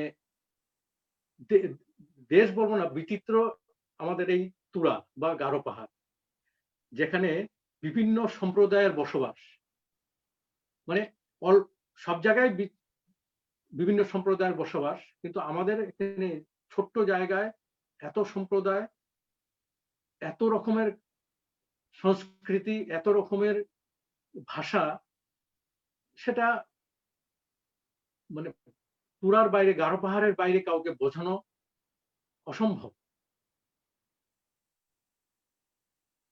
এক মানে বৈচিত্র্য, ভাষার বৈচিত্র্য, এবং সেটা কি হয়েছে, সেটা আমাদের এখানকার যে কথ্য বাংলাতে সেটা প্রতিফলিত হয়েছে। সেই ভাষা, কথ্য ভাষা, এই অঞ্চলের যে গারোদের সাথে বাঙালি, হাজং, কোচ, বানাই, ঋষি মানে এই ঋষি সম্প্রদায়, যে এদের যে কথার ধরন, এদের যে কথার নমুনা, যেমন আমরা বলি রিক্সাওয়ালা বাংলা ভাষার উপরে একটা অনুষ্ঠান হয়েছিল শিলং বঙ্গী সাহিত্য পরিষদে, সেখানে আমি পার্টিসিপেট করেছিলাম, এবং সেখানে কথ্য বাংলার উপরই আলোচনাটা হয়েছিল। যেমন আমরা বলি রিক্সাওয়ালার ভাষা, যেমন ভাটিয়াদের ভাষা, কুটি যাবেন, সেরকমই তুরার যে ভাষা, তুরার ভাষাটাও কিন্তু একটা অন্য মাত্রা, হ্যাঁ, একদম অন্যরকম। এখানকার যে প্রচলিত কথ্য ভাষা, তার যে উচ্চারণ, তার ধ্বনি, তার স্বরগম, বর্ণ বিপর্যয় প্রত্যেকটা কথাই ধরা পড়ে বা প্রভাব আছে। এবং তার বাইরেও শ্রীহট্ট বাংলা, শ্রীহট্টীয় বাংলা, ময়মনসিংহ বাংলা, রংপুরীয় বাংলা, ঢাকায় গোয়ালপাড়া জেলার প্রচলিত দেশি শব্দ আমাদের আশপাশ ঘুরে বেড়ায়। এবং সবচেয়ে মজার কথা হলো যে আমাদের যে উপজাতীয় ভাই বোনেরা আছে তাদের সঙ্গে যে আমাদের কথার আদান প্রদান হয়, অনেক সময় তারাও বাংলাতে কথা বলে এবং বলে, এই কি খবর। ল র যে তারতম সেটা কিন্তু আমি, বিশেষ করে আমি আমার লেখায়, প্রবন্ধে, কবিতায় আমি তুলে ধরেছি এবং নিচে ফুটনোট থাকে। এগুলো বলার একটাই উদ্দেশ্য যে আমাদের গারো পাহাড়ের সাহিত্যকে আমরা কিভাবে দেখব, কিভাবে চাকবো, কিভাবে একে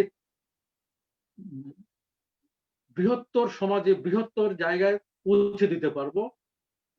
এবং এই এখানকার স্টাইলে, এখানকার যে ধারা, সেই ধারাতে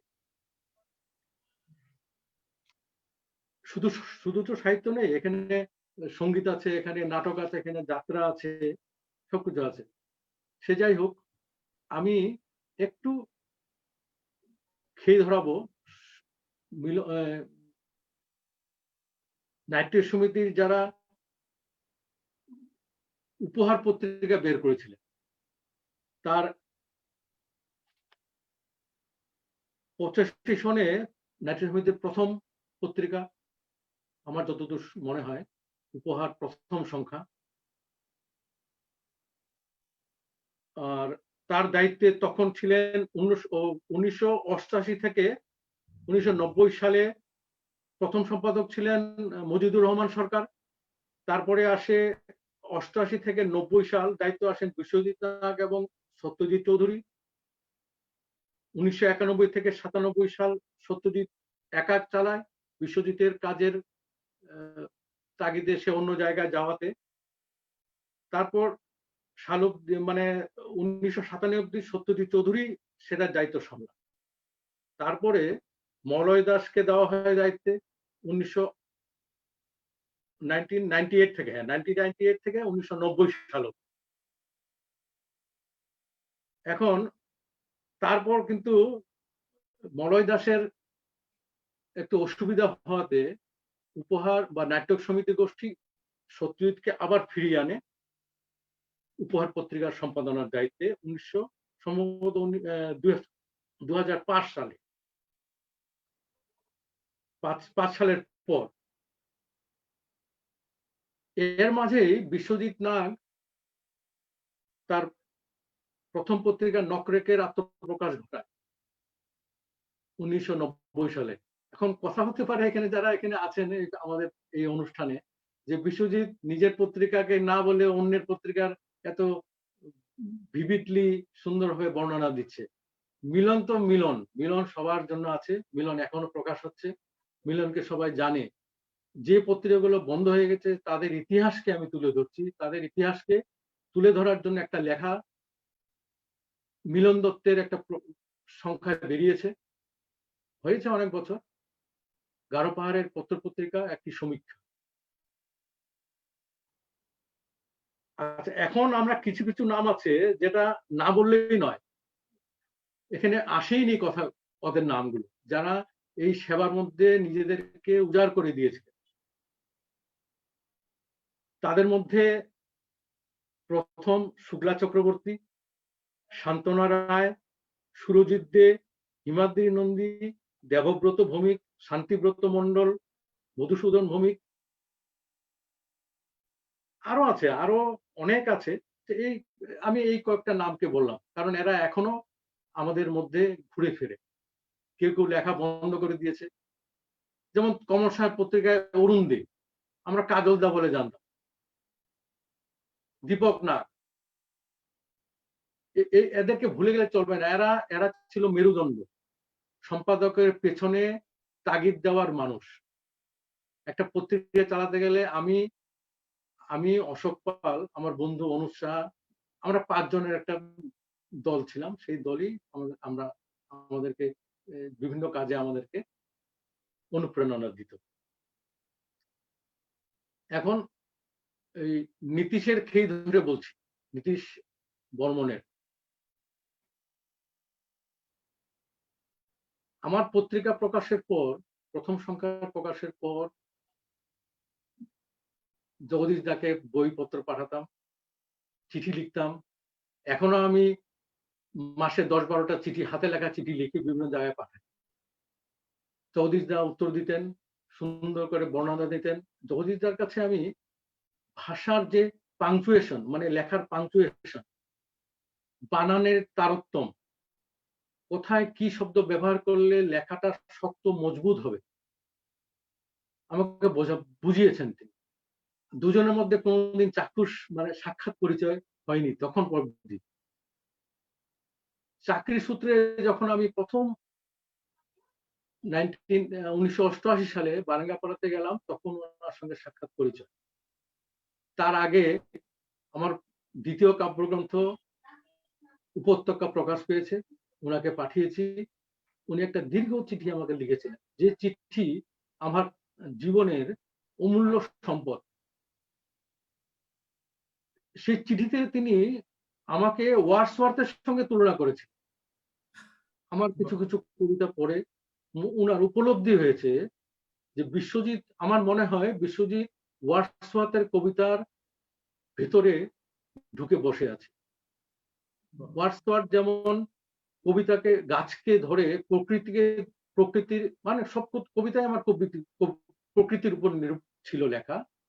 তিনি বললেন যে ওয়ার্ডসওয়ার্থ যেমন গাছকে ধরে কাঁদতেন, বিশ্বজিৎ গারো পাহাড়কে ধরে বোধহয় কাঁদে।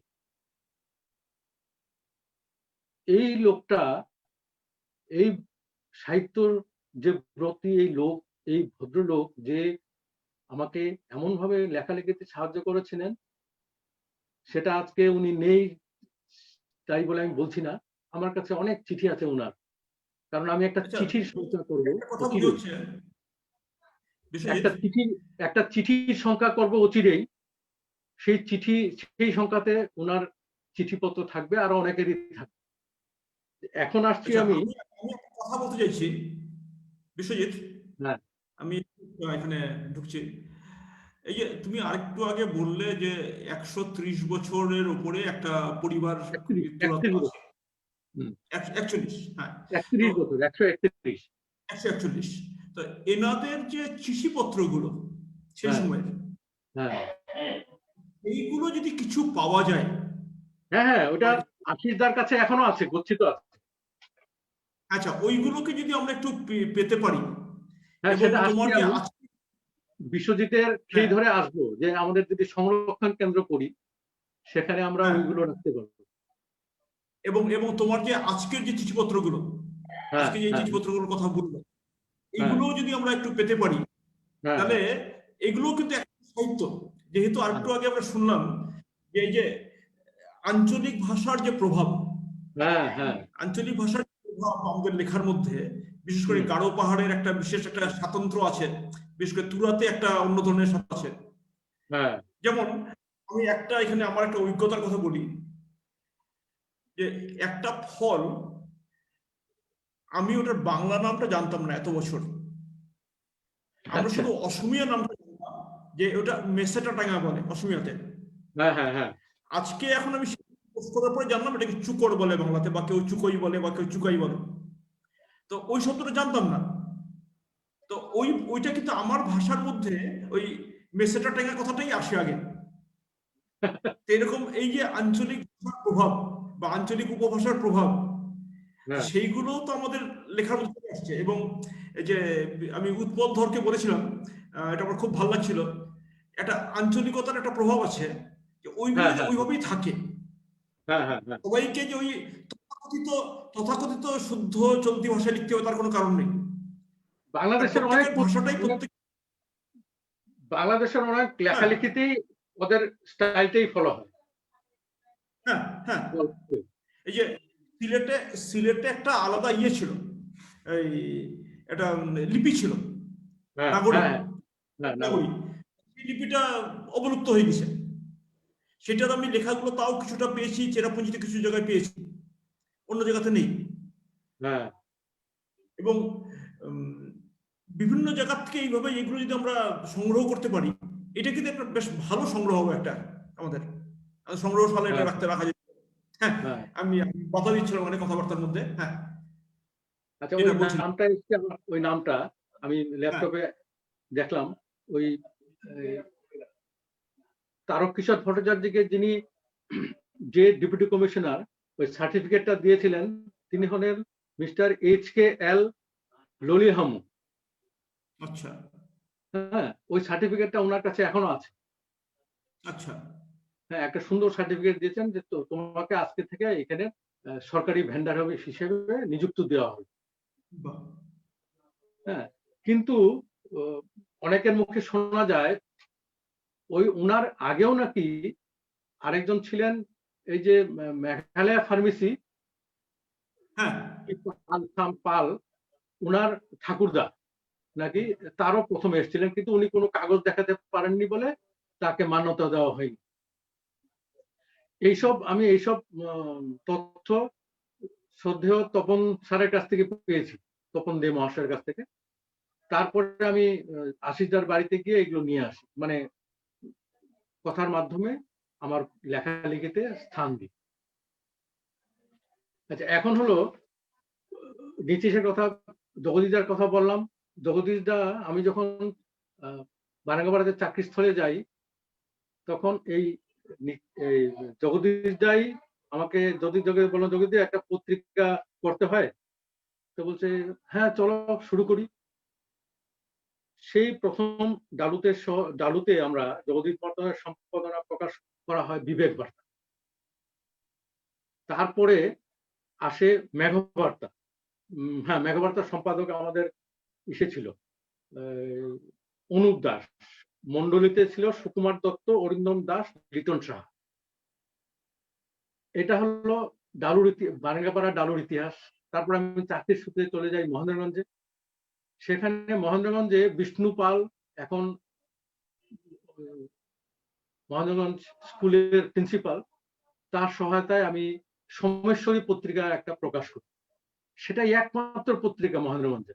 আজ অব্দি আর কোনো পত্রিকা, আমি যত বছর ছিলাম প্রতি বছর করে একটা পত্রিকা বের করতাম, এবং ওখানে অনেক লেখক, মানে কবি সবাই আছে, প্রকাশের জায়গা নেই, আমি প্রকাশ করে দিয়েছিলাম। আমি যখন চলে আসি পত্রিকাটা বন্ধ হয়ে যায়। তারপরে আমার চাকরিস্থল চেঞ্জ হয়ে আমি চলে যাই ফুলবাড়িতে। ফুলবাড়িতে যে সাহিত্যের যে পরিমণ্ডল, বৃহৎ পরিমণ্ডল, সেখানে হেলুলুজ্জামানের মতন লোক আছে, সেখানে শফিকুজ্জামানের মতন লেখক আছে, সেখানে অনুকূল পাল, সেখানে অনুকূল পালের স্ত্রী বিশ্বজিৎ ভট্টাচার্য তখন জাস্ট ছেড়ে গেছেন, তাপসী পাল, এদের যে পত্র পত্রিকা ছিল, রঙাই বলে একটা পত্রিকা ছিল, আরেকটা ছিল অঙ্কুর হেলুলুজ্জামানের পত্রিকা, এবং অঙ্কুরের যে সম্পাদক ছিলেন হেলুলুজ্জামানের লেখালেখি আমরা বৃহত্তর ভারতে বিভিন্ন জায়গা দেখেছি। এখন আমি যদি তুরার ক্ষণজীবী পত্রিকার কোনো খবর দিতে চাই, তখন নিশ্চিতভাবে বলতে হবে মনসিজ পত্রিকার কথা। এই মনসিজ পত্রিকার সম্পাদক ছিলেন একজন চিত্রকর, যার নাম, চিত্রশিল্পী, যার নাম জগদীশ সরকার। এই জগদীশ সরকার সহায়তায় এবং বেলদারপাড়ার অঞ্চলের কিছু যুবকের উদ্যম প্রচেষ্টায় প্রজ্ঞাঞ্জলি বলে একখানা পত্রিকা বেরিয়েছিল। সেই পত্রিকার সঙ্গে জড়িত ছিলেন প্রদ্যুৎ ভৌমিক, চয়ন চক্রবর্তী, শঙ্কর সাহা, সুভাষ দে। তারপর কিছুকাল শক্তি সংঘ থেকে একটা পত্রিকা বেরিয়েছে, অনেকেই বোধহয় অজানা।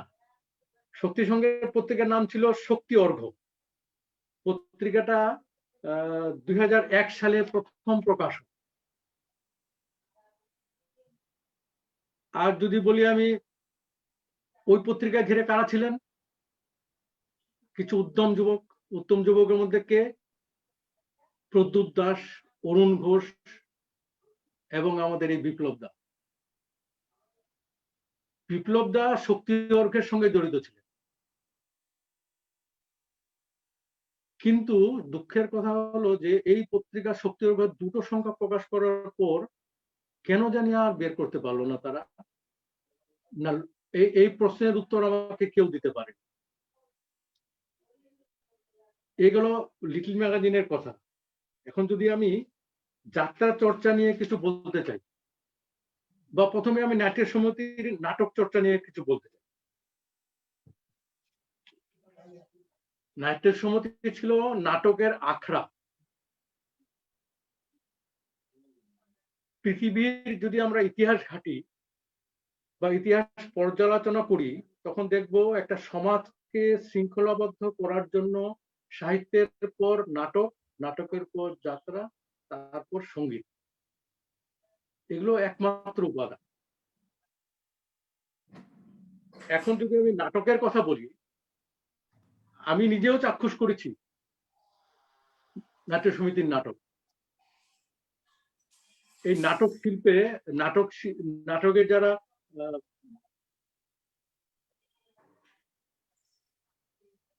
মানে অংশগ্রহণ করতেন, তাদের মধ্যে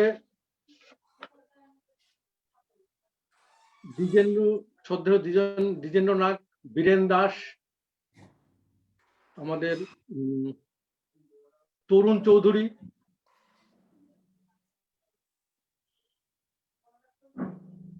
এরা বিশেষভাবে জড়িত ছিল।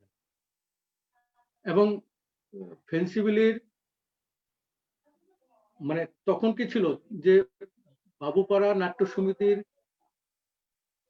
গ্রুপে, মানে নাট্য সমিতির আমি নাটকের একজন অভিনেতা বা নাটকে আমি সবসময় অংশগ্রহণ করি, সে মানে বিরাট একটা প্রাপ্য, তাদের কাছে ছিল এক বিরাট প্রাপ্য। এখন তিনি, নামটা আমার মনে আসছে না, সুরজিৎ দের দাদা, বর্দা, তার নাটক আমি দেখেছি। তারপর হঠাৎ করে কি হলো, একটা মানে ভ্যাকুয়াম তৈরি হয়ে গেল পুরা শহরের নাটকের যে চর্চায়। তখনই কিন্তু তুরায় আগমন ঘটে আমাদের এক বিখ্যাত লোকের, যার নাম শেখর চক্রবর্তী। এই শেখর চক্রবর্তী নাটকটাকে নাট্য সমিতির নামের সঙ্গে জড়িয়ে এক মানে ভীষণভাবে প্রচেষ্টায় নেমে যান এবং তুরা শহরের নাটক এবং এই শেখর চক্র অক্লান্ত পরিশ্রম, আমি এই অধম বরদা শঙ্কর দাস, নিশ্চয়ই অনেকের মনে আছে বরদা শঙ্কর দাস আখঙ্গিরিতে থাকতো তারা, এবং আরো অনেক ছেলে মেয়েকে নিয়ে নিয়মিত মহড়া করে নাটক মঞ্চস্থ করা দুর্গাপুজোর সময়। আর শেখরদা পরবর্তীকালে যখন আসবে, সেই নাটক চর্চার উপরে উনি বেশিভাবে আলোকপাত করতে সক্ষম হবেন। সবচেয়ে সুখের কথা হলো যে নাটকের মহড়া দিতেন, তিনি কিন্তু আমাদেরকে সাজাতেন, চরিত্র অনুযায়ী আমাদেরকে ড্রেস আপ করাতেন, কে কি বেশভূষা হবে সেটার ব্যাপারে। সেটাও খুব আনন্দের ছিল। আচ্ছা, তারপর যদি আমরা যাই, সবচেয়ে সুন্দর হলো কি, নাট্য সমিতিতে নাটক চর্চাই হতো। নাটকের বাইরে বিভিন্ন যে সাংস্কৃতিক অনুষ্ঠান, রবীন্দ্রনাথের জন্ম উৎসব, নজরুল জন্ম উৎসব, এসব তো হতোই। পুজোর সময় বিভিন্ন কালচারাল শো। আর শক্তি সংঘ ছিল যাত্রা শিল্পের মক্কা। এই শক্তি সঙ্গে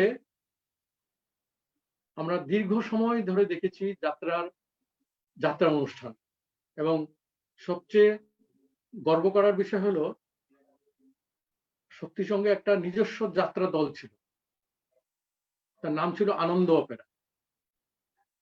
সেই তখনকার সময় যারা যাত্রা করতেন, যাত্রা নিয়ে চর্চা করতেন, তাদের সঙ্গে আমি আলাপ আলোচনার মাধ্যমে একটা লেখা লিখেছিলাম। সেই সুবাদে আমি জানতে পেরেছি যে সেই আনন্দ অপেরা সেই সময়ে বিভিন্ন জায়গায় পালা করতে যেত পয়সার বিনিময়ে, টাকার বিনিময়ে। আপনি ভাবতে পারেন সময়টা 1960 সন থেকে 1970 সন, এবং সেই সময়ে 69-80 সনে 78-79 সনে তরুণ অপেরা গিয়ে সেখানে যাত্রা করত। এমন একটা সুন্দর কালচার ছিল।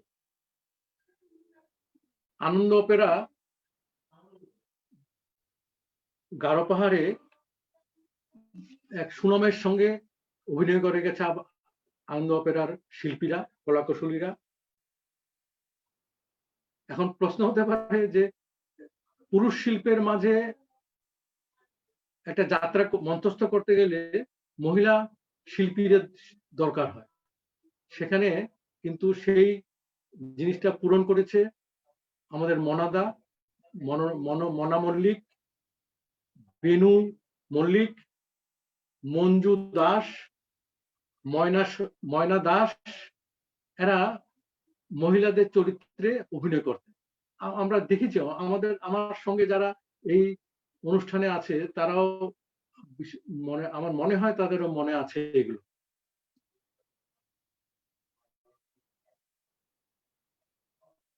এখন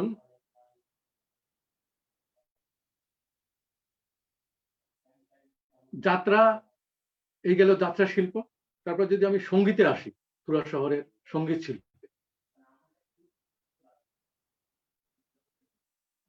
একটা সময় ছিল তুরা শহর মানে গারো পাহাড় একটা সোনার জায়গা। পরিবেশ, আপনি যেখানে যান, রাত দিন কোনো তফাৎ ছিল না। সেই সুবাদে আমার মনে হয় এই যাত্রা চর্চা, নাটক চর্চা, সঙ্গীত চর্চা ভীষণভাবে মানুষকে টানতো। মানে সময়ের কোনো বাধা ছিল না, বেরোনোর কোনো বাধা ছিল না। এই সঙ্গীত শিক্ষা যদি আমি বলি, সঙ্গীত শিক্ষার মাধ্যমটা যদি বলি, কাদের মাধ্যমে এইসব শুরু হয়েছিল? প্রথমে বলতে হয় যে স্কুলের বাইরে, সঙ্গীত মিউজিক্যাল স্কুলের বাইরে আগে বাড়ির দিকে শেখানো হতো। সেখানে নারায়ণ সাহার নাম একদম মাথায় থাকতে হবে। নারায়ণ সাহা তুরার প্রথম ব্যক্তি যে আমাদেরকে, মানে তুরা শহরের যারা গান করেছেন, গান টান শিখেছেন, তাদের শিক্ষাদানে নিজেকে ব্যস্ত রেখেছেন। তারও আগে নাম ভুলে গেছি, একজন সাংমা বলে একজন ভদ্রলোক ছিলেন, ঘড়ির মেকানিক, কিন্তু গান অন্তপ্রাণ, সঙ্গীত অন্তপ্রাণ, তিনিও সবাইকে শিক্ষাদান করেছেন। তার মধ্যে আরেকজন ছিলেন, তিনি হলেন হারান কান্তি মিত্র, হারাধন মিত্র। তারও অবদান প্রচুর। পরবর্তীকালে নাট্য সমিতি সৃষ্টি করে, নাট্য সমিতি music school, Swaranjali cultural centre, ND music academy, এইগুলো আমাদের সঙ্গীতকে, আমাদের সঙ্গীত শিক্ষাকে, আমাদের প্রজন্মকে ভীষণভাবে শিক্ষাদান করে গেছে সঙ্গীতের মাধ্যমে।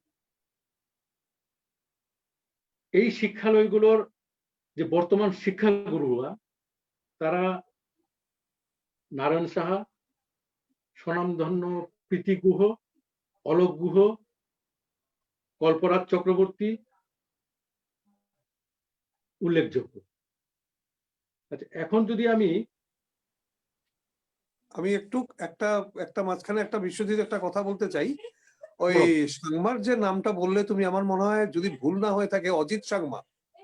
না না না না, হ্যাঁ, এটা ভেরু সাংমার বাবা। অজিত সাংমা ছিল তো। অন্য ব্যাপার। অজিত সাংমা তো অজিত আছেই। শর্মা সঙ্গীত ইয়ে করেছিলেন না, এই গারোতে অনুবাদ করে ইয়েতে গারোতে গাইতেন। হ্যাঁ, অজিত সাংমা, এই যে এখনই বলতাম অজিত সাংমার কথা। আচ্ছা আচ্ছা অজিত আচ্ছা। সাংমা সেটা অরূপও জানে, অরূপ হ্যাঁ। নাগ। অজিত কি হলো, নর্থ ইস্ট কলকাতার এক কি বলে, নর্থ ইস্ট ফ্রন্টিয়ার কালচারাল, এরকম একটা কি নাম ছিল ভদ্রলোকের, মানে সংস্থার নামটা ভুলে গেছি। ওনারা আমার সঙ্গে যোগাযোগ করলেন যে আচ্ছা আমরা শেষের কবিতা বই ফিল্ম একটা বানাবো। সেই ফিল্মের জন্য গানের প্রয়োজন, রবীন্দ্রসঙ্গীত, সেটা গারো ভাষাতে দরকার। সেই সুবাদে আমি অজিত সাংমাকে ডালু থেকে নিয়ে আসি এবং কিছু গান রেকর্ড হয়, কিন্তু Right. শুটিংটা শুরু করা যায়নি অনেক কারণবশত। হ্যাঁ, সেটা আমি এখানে উল্লেখ করছি না। অজিত সাংমার লেখালেখি নিয়ে আমি শান্তিনিকেতন অব্দি গেছি, গারো ভাষায় রবীন্দ্রসঙ্গীতকে মান্যতা দেওয়ার খাতিরে, এবং একটা রেকর্ড প্রকাশ করলো। হ্যাঁ, কিন্তু বিশ্বভারতীতে লিখেওছিলেন। হ্যাঁ, তখন কিন্তু বিশ্বভারতী দেননি, কারণ তখন বললো যে আমাদের কোনো গারো বিভাগ নেই সেটা নিরীক্ষণ করা, সেজন্য আমরা এটা দিতে পারবো না। পরবর্তীকালে যখন রাইটটা উঠে গেল, তখন আর চেষ্টা করিনি, কারণ উনিও বললেন আর বাদ দাও। যাই হোক, এই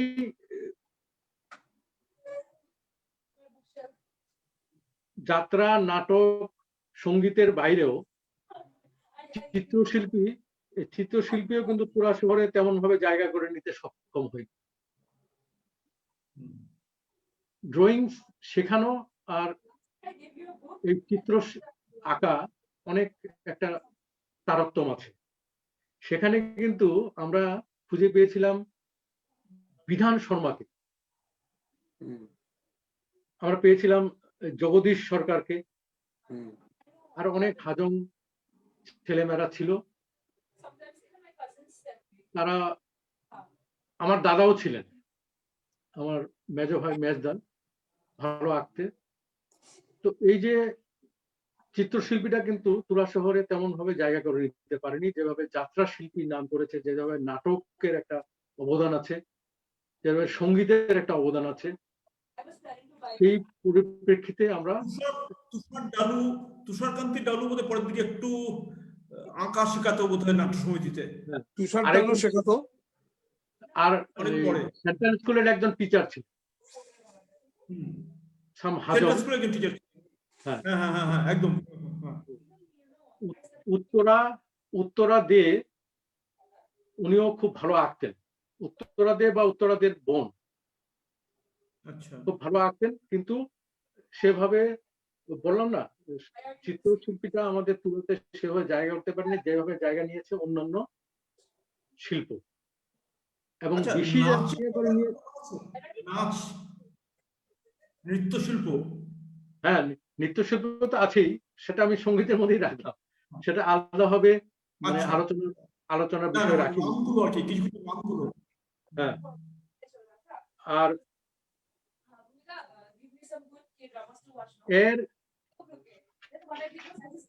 এর বাইরেও আমি গারো পাহাড়ের লেখক, কবি, সাহিত্যিক এদেরকে সর্বভারতীয় পর্যায়ে নিয়ে যাওয়ার জন্য বিভিন্ন জায়গায় ছোট ছোট অনুষ্ঠান করি, অনুষ্ঠানের মাধ্যমে তাদের পরিচয়টা সেখানে তুলে দিই। এই কিছুদিন আগেও কানপুরের একটা পত্রিকা দূরের খেয়াতে এই আমাদের নীতিশকে আমি বলেছিলাম যে তুমি যদি আমাদের এই কানপুরের পত্রিকার অনুষ্ঠানে আসতে পারো তবে একটু ভালো হয়, কারণ উনি ভীষণভাবে চেয়েছিলেন কানপুরের দূরের খেয়ার সম্পাদক বাপি চক্রবর্তী যে গারো পাহাড়ের কিছু সাহিত্য সেবকরা আমার অনুষ্ঠানে আসুক, এবং আস্তে আস্তে আরো বিশ্বজিৎ, সত্যজিৎ সবাই আসবে এখানে। অভূতপূর্ব সাড়া ছিল, এত সুন্দর একটা অনুষ্ঠান হয়েছে 7 দিন ধরে, ফেসবুকে 7 দিন ধরে একটা অনুষ্ঠান হয়েছে। আমার দৃঢ় বিশ্বাস আমাদের আজকে গারো পাহাড়ের বাংলা সাহিত্য সংস্কৃতি চর্চা স্যারের অনুপ্রেরণায় আমরাও ভীষণভাবে সারা ভারতে পৌঁছে যাব এবং সারা ভারতবর্ষ জানতে পারবে গারো পাহাড়ে এক প্রত্যন্ত অঞ্চল থেকে সাহিত্য সেবার বাইরেও যাত্রা শিল্প, নাটক ইত্যাদি ভীষণভাবে মানুষের মনের মণিকোঠায় এখনো জায়গা করে আছে। সেগুলো ভুলবার নয়, এবং আমিও ভুলতে না দেওয়ার জন্যই সর্বভারতীয় পর্যায়ে এইগুলোকে নিয়ে যাচ্ছি আমার লেখার মাধ্যমে। এই আরো অনেক কিছু আছে, এই গারো পাহাড়ের ইতিহাস, সাহিত্যের ইতিহাস, সংস্কৃতির ইতিহাস বলা মানে শেষ হবে না। আমি স্যারকে বলবো আমরা তো অনেক অনেক আমি অজানা তথ্য শুনলে অবাক হবেন। এলো যেগুলো আমরা 1800 যে যখন ব্রিটিশরা গারো পাহাড়ে আসলো তখন যে পত্রপত্রিকা ব্রিটিশরা বের করেছিলেন, মানে বাংলার কি প্রভাব ছিল, বাংলা সেই সময়ে 131 বছরের বাঙালির ইতিহাসের সঙ্গে জড়িত। অর্থাৎ যে গারো ভাষায় পত্রিকা বেরোতো, ব্রিটিশরা বের করতো, তার অ্যালফাবেট গুলো ছিল বাংলায়, বাংলা ভাষায় গারো উচ্চারণে পত্রিকা বেরোতো। সেটাও তো অনেকে জানে না, সেটাও তো সর্বভারতীয় করা প্রয়োজন। এখন যদি আমি বিশ্বজিৎ নাগের কোথায় আসি,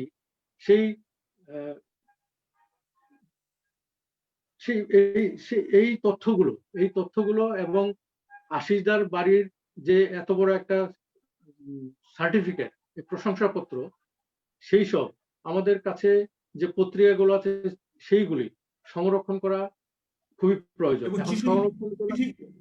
হ্যাঁ, সংরক্ষণ করবে কে? সংস্থা তো মানে সংস্থা আছে, সংস্থাদের বাড়ি ঘরও আছে, নতুন সংস্থা এগুলো করতে পারবে না। পুরনো সংস্থা যারা এক্সিস্টিং সংস্থা যারা আছে তারাই করতে পারবে এগুলো। তাদের সঙ্গে আলোচনায় বসতে হবে, তাদের যে লাইব্রেরিতে আমাদের জিনিসপত্র রাখার একটা সেল খুলতে হবে, আলোচনা সাপেক্ষ। খুব ভালো প্রস্তাব, সেখানে আমরা আর্কাইভ করতে পারি।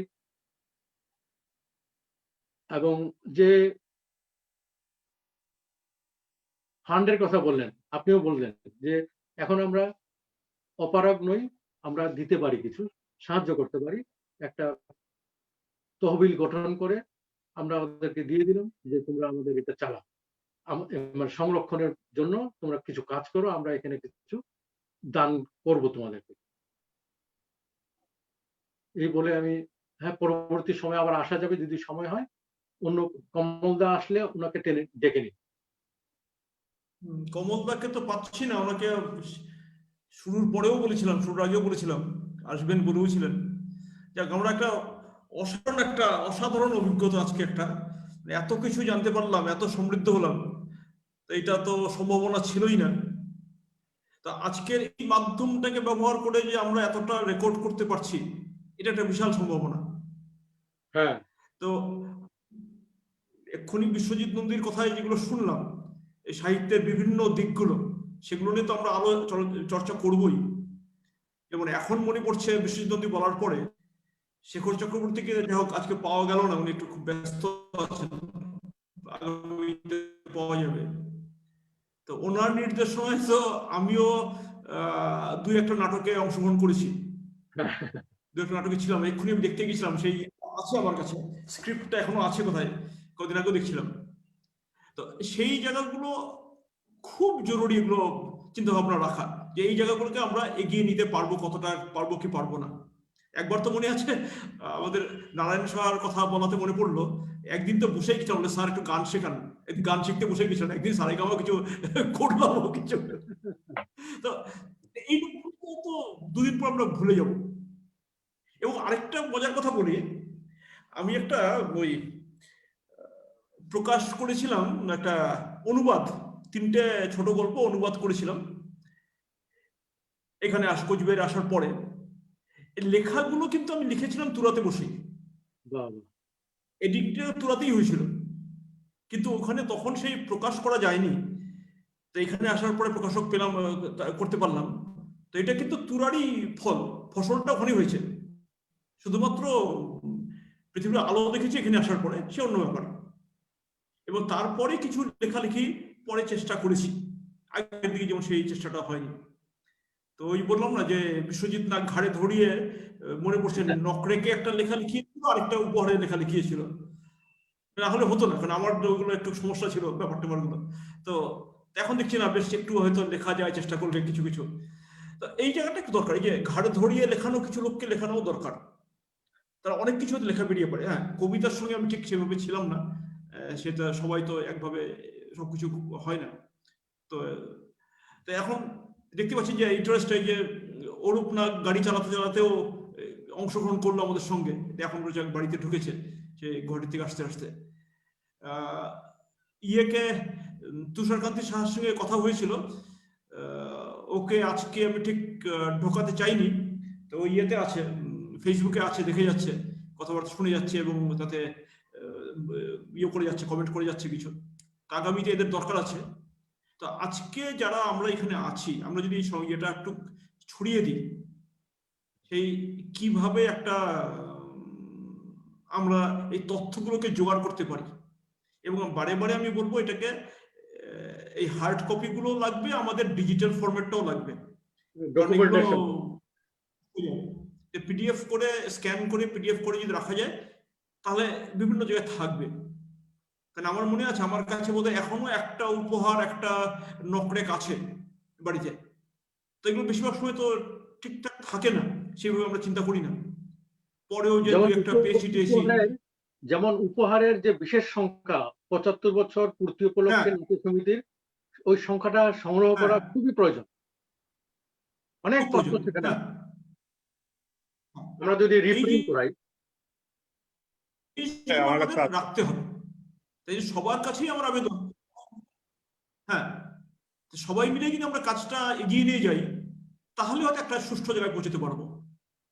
আর যারা তুরাতে আছে বিশেষ করে, তারা যদি আমাদের সাহায্যটা করে, এই যে সংগ্রহশালা যেটা আমরা বলতে চাইছি, যাদের একটা অফিস আছে, কারণ যেহেতু বাইরের থেকে আমি কাজটা করতে পারবো না, তুরাতে যে আছে তার পক্ষে একটু কাজ করতে সুবিধা।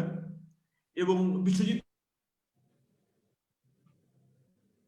নন্দীর নেতৃত্বে এইগুলোকে করা, জোগাড় করা, বিভিন্ন জায়গাতে যেসব জায়গা থেকে যে সতর্ক কাগজগুলো আছে, এরকম হয়তো সুধাংশু স্যারের কাছেও আমরা কিছু পেতে পারি, এরকম বিভিন্ন যারা আছেন বয়স্ক এখনো, তাদের কাছে আরো হয়তো তথ্য পেতে পারি, হয়তো কিছু জায়গায় কিছু জিনিসপত্র আছে কোথাও কোথাও যেগুলো আমাদের খবর নেই, আজকে আমরা অনেক কিছু জানতে পারলাম।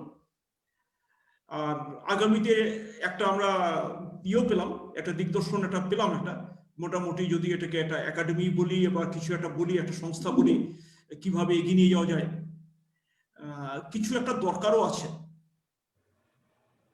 কারণ আমার সবসময় মনে হয়েছিল, আমি 1992 সালে যখন তুরার 125 বর্ষ যখন পূর্তি হলো, অনেকেই বলেছিল এই যে আমরা যারা এককভাবে কিছু কিছু চেষ্টা করে গেছি সেইগুলো নথিভুক্ত করা হোক। অনেকেই সেদিন সেটা ইচ্ছা প্রকাশ করেননি, সে আমার সঙ্গে সহমত হননি। এই জায়গাটা খুব জরুরি। আজকে যেহেতু আমাদের কথাটা কেউ বলছে না, এটা একটা সমস্যা হয়ে গেছে, তা আমাদের নিজেদেরই বলতে হবে, নিজেদেরই কাজটা করতে হবে। নিজেদের করা না, বিশেষ বড় করে দেখানো না, কিন্তু সেটা বড় কথা না, কিন্তু নথিভুক্ত করা। এই যে এতগুলো কথা আজকে জানলাম আমরা এক একজনের কাছ থেকে, এই জায়গাটা খুব জরুরি এবং এগুলো লিখে ফেলাও জরুরি। এবং তার সঙ্গে আমার মনে হয় বিশেষ করে তুরাতে যারা আছেন তাদের প্রতি আরেকটা আবেদন, আজকে যখন আরেকটা মাধ্যম আছে যে ভিডিওগ্রাফি করা, একভাবে আমাদের উৎপল ধর কিন্তু করে দেখিয়েছেন, গল্পগুলোকে ইউটিউবে আমরা দেখতে পাই, শুনতে পাই, বাইরের লোককে দিয়ে করানো হচ্ছে, ঠিক আছে, কাউকে না কাউকে করতেই হবে। তুরাতেই যদি আমরা আরো লোককে করতে পারি যারা এই ধারাভাষ্যগুলো দেবেন, যারা গল্প পাঠ করবেন, বা যারা আজকে আবৃত্তি করছেন, আগে আমরা তখন কিভাবে আবৃত্তি করতাম, আজকে যারা তুরাতে বসে আবৃত্তি করছেন কিভাবে আবৃত্তি করছেন, নাচ গানগুলোর কিরকম বিবর্তন হয়েছে, নাটকের কি বিবর্তন হয়েছে।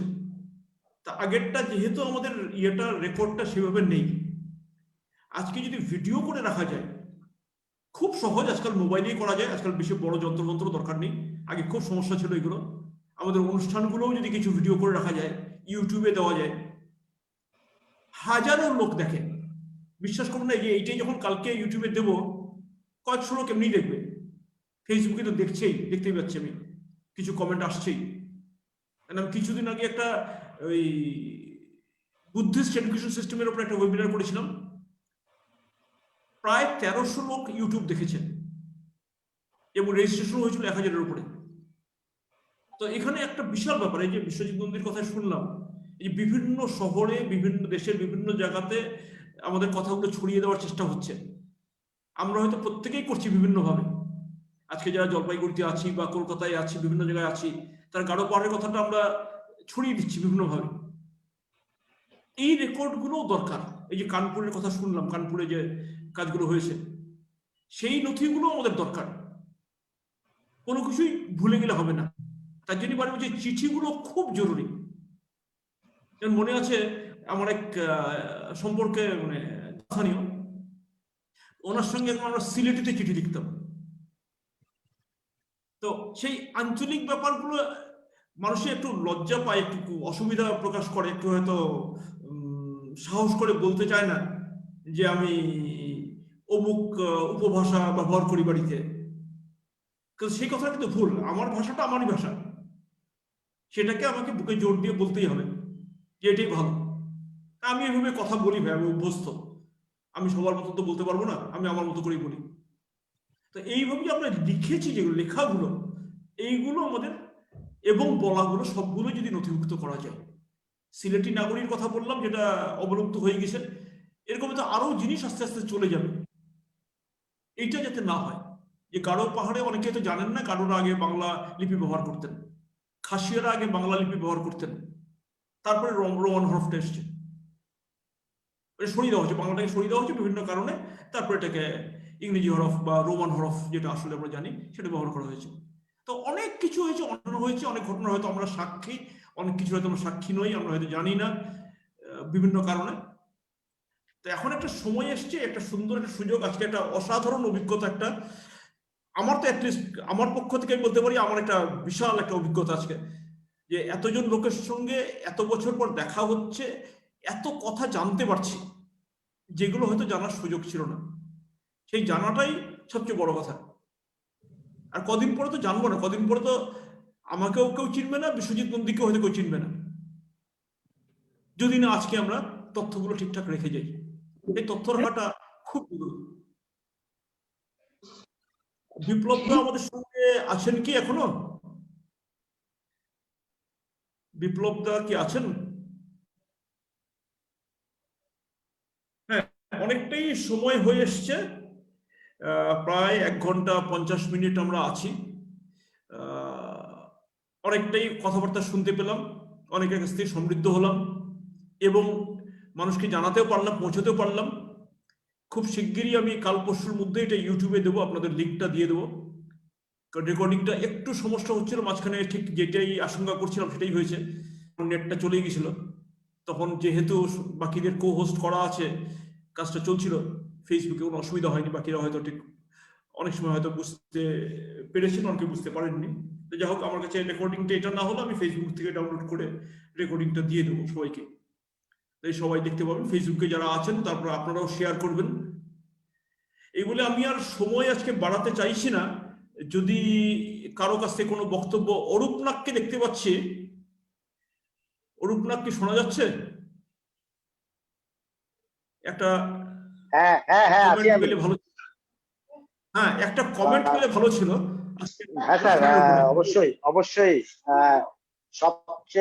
সবার আগে আমি আজকে যারা এখানে পার্টিসিপেট করলো তাদেরকে আমি বিশেষভাবে আন্তরিক ধন্যবাদ জানাই, যে এটা একটা আমাদের হিস্টোরিক, এটা একটা মাইলস্টোন হয়ে থাকবে। যে আমরা মানে আমি জানি আজকে আপনি যে বলছেন তুরায় যারা আছেন, কারণ আমি এখানে দেখতে পাচ্ছি চাকরি সূত্রে বা পারিবারিক সূত্রে তারা বাইরে চলে গেছেন গারো পাহাড়ের, কিন্তু গারো পাহাড়ের মাটির গন্ধ আজকে তারা পাচ্ছেন। এবং এটার জন্য আমি আপনাদেরকে অশেষ ধন্যবাদ দেবো। এবং অ্যাকচুয়ালি আজকের যেটা এটার যে ইনিশিয়েটর, যিনি ইনিশিয়েটিভ নিচ্ছে সেটা আমাদের বর্মন স্যার। এবং আমি চাইবো আর কি যে আরো লোক, এমনও লোক আছে যারা আমাদের এই সাংস্কৃতিক চর্চা, যে আমাদের যেটা বিশ্বজিৎ নন্দীবাবু বললেন যে চিত্রশিল্প বা নাটক বা যাত্রা এসব, ওনারা তুরার বাইরে চলে গেছেন কিন্তু তাদের সাথে আমাদের কোনো কন্ট্যাক্ট নেই।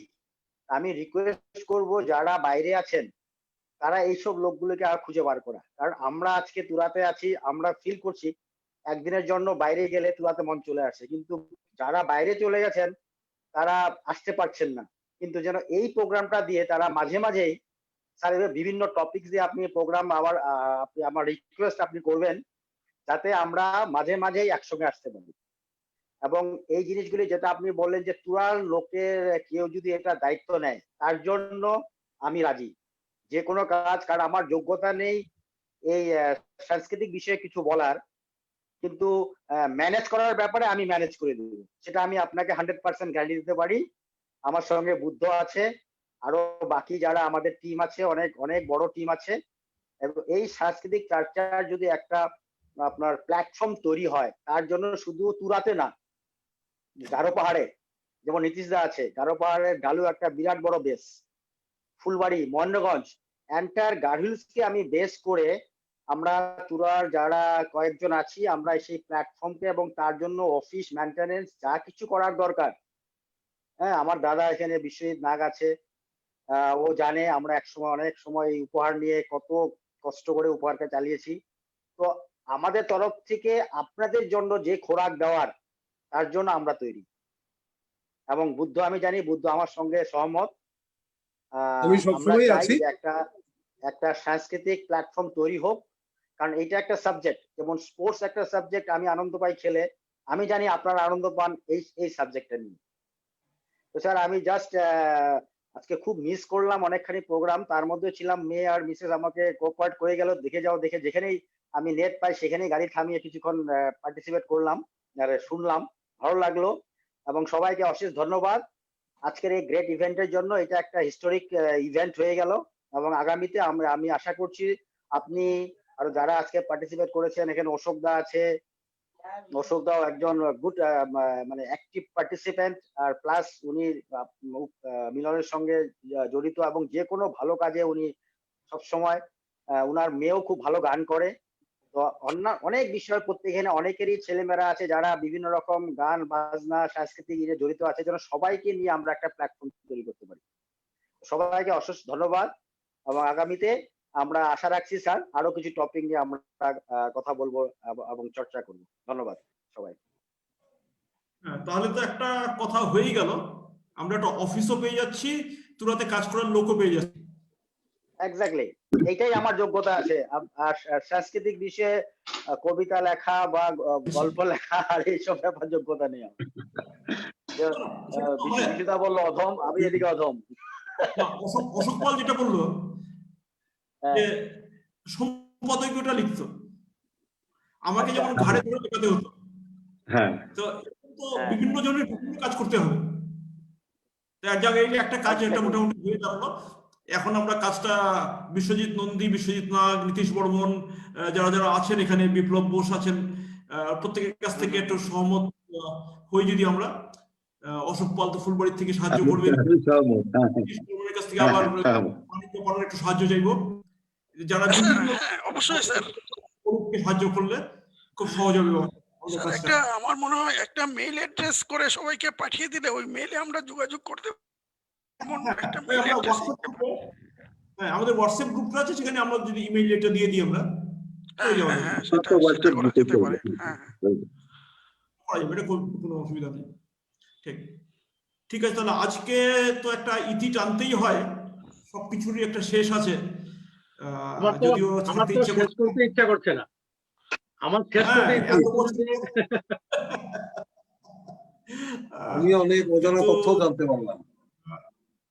মানে এত বছর পরে একটা যোগাযোগ হলো মানুষের সঙ্গে, সেই সেই সবচেয়ে বড় কথা দেখতে পাচ্ছি এই যে হ্যাঁ মুখোশ ছাড়া, আমরা তো এখন একটা মুখোশ ছাড়া তো তো এই মুখোশ ছাড়া মানুষগুলোকে দেখতে পাচ্ছি। তো মুখোশ মানে সেই অর্থে মুখোশ মানে মাস্ক বলতে আমরা যেটাকে বোঝাই আর কি, সেটা সেই অর্থে বলছি। তো এতগুলো মানুষকে দেখা যাচ্ছে এত বছর পরে। বিপ্লবদাকে তো কত যুগ আগে দেখেছি আমার মনে নেই, আর বাকিদের তো অশোক অনেক পরে, বহুদিন আগে দেখেছি। অশোক একবার আমার বাড়িতে এসেছিল এখানে। নীতিশ বাবুকেও সেই বহু আগে দেখেছিলাম বোধহয়। এখন তো আর সেই সুযোগটা আজকাল হচ্ছেও না একেবারে। স্যার আমি কিন্তু আমি কিন্তু কোচবিহারে আছি স্যার। হ্যাঁ স্যার আমি কিন্তু কোচবিহারে আছি আপাতত। শুনেছি শুনেছি হ্যাঁ এখানটাতে ওই বিএম অ্যাপার্টমেন্টে বোধহয় হ্যাঁ হ্যাঁ বিনামূল্যে হ্যাঁ ওখানটা। হ্যাঁ হ্যাঁ হ্যাঁ বিএম অ্যাপার্টমেন্টে আছি। হ্যাঁ এদিকে বিশ্বজিৎ নাগের বাড়ি গেছিলাম একবার বেশ কয়েক বছর আগে, হ্যাঁ অল্প সময়ের জন্য দেখা। সত্যজিৎ এর সঙ্গে অবশ্য দেখা হয়নি বহুদিন, বাকিদের সঙ্গে দেখা হচ্ছে, বুদ্ধের সঙ্গে দেখা হচ্ছে, সঙ্গে মোটামুটি যোগাযোগ আছেই। তো এই একটা বিশাল একটা ঐতিহাসিক মুহূর্ত আমি বলবো। এই ঐতিহাসিক মুহূর্ত, এটাকে যদি আমরা ঠিকঠাক ভাবে কাজে লাগাতে পারি তাহলে বোধহয় আমরা আরো অনেক এগিয়ে যেতে পারবো। ডেফিনেটলি। সবাইকে ধন্যবাদ, সবাইকে ধন্যবাদ আজকে আমাদের এখানে অংশগ্রহণ করার জন্য। ধন্যবাদ আপনাকেও। আপনাকেও এত বড় একটা ইনিশিয়েটিভ নেওয়ার জন্য।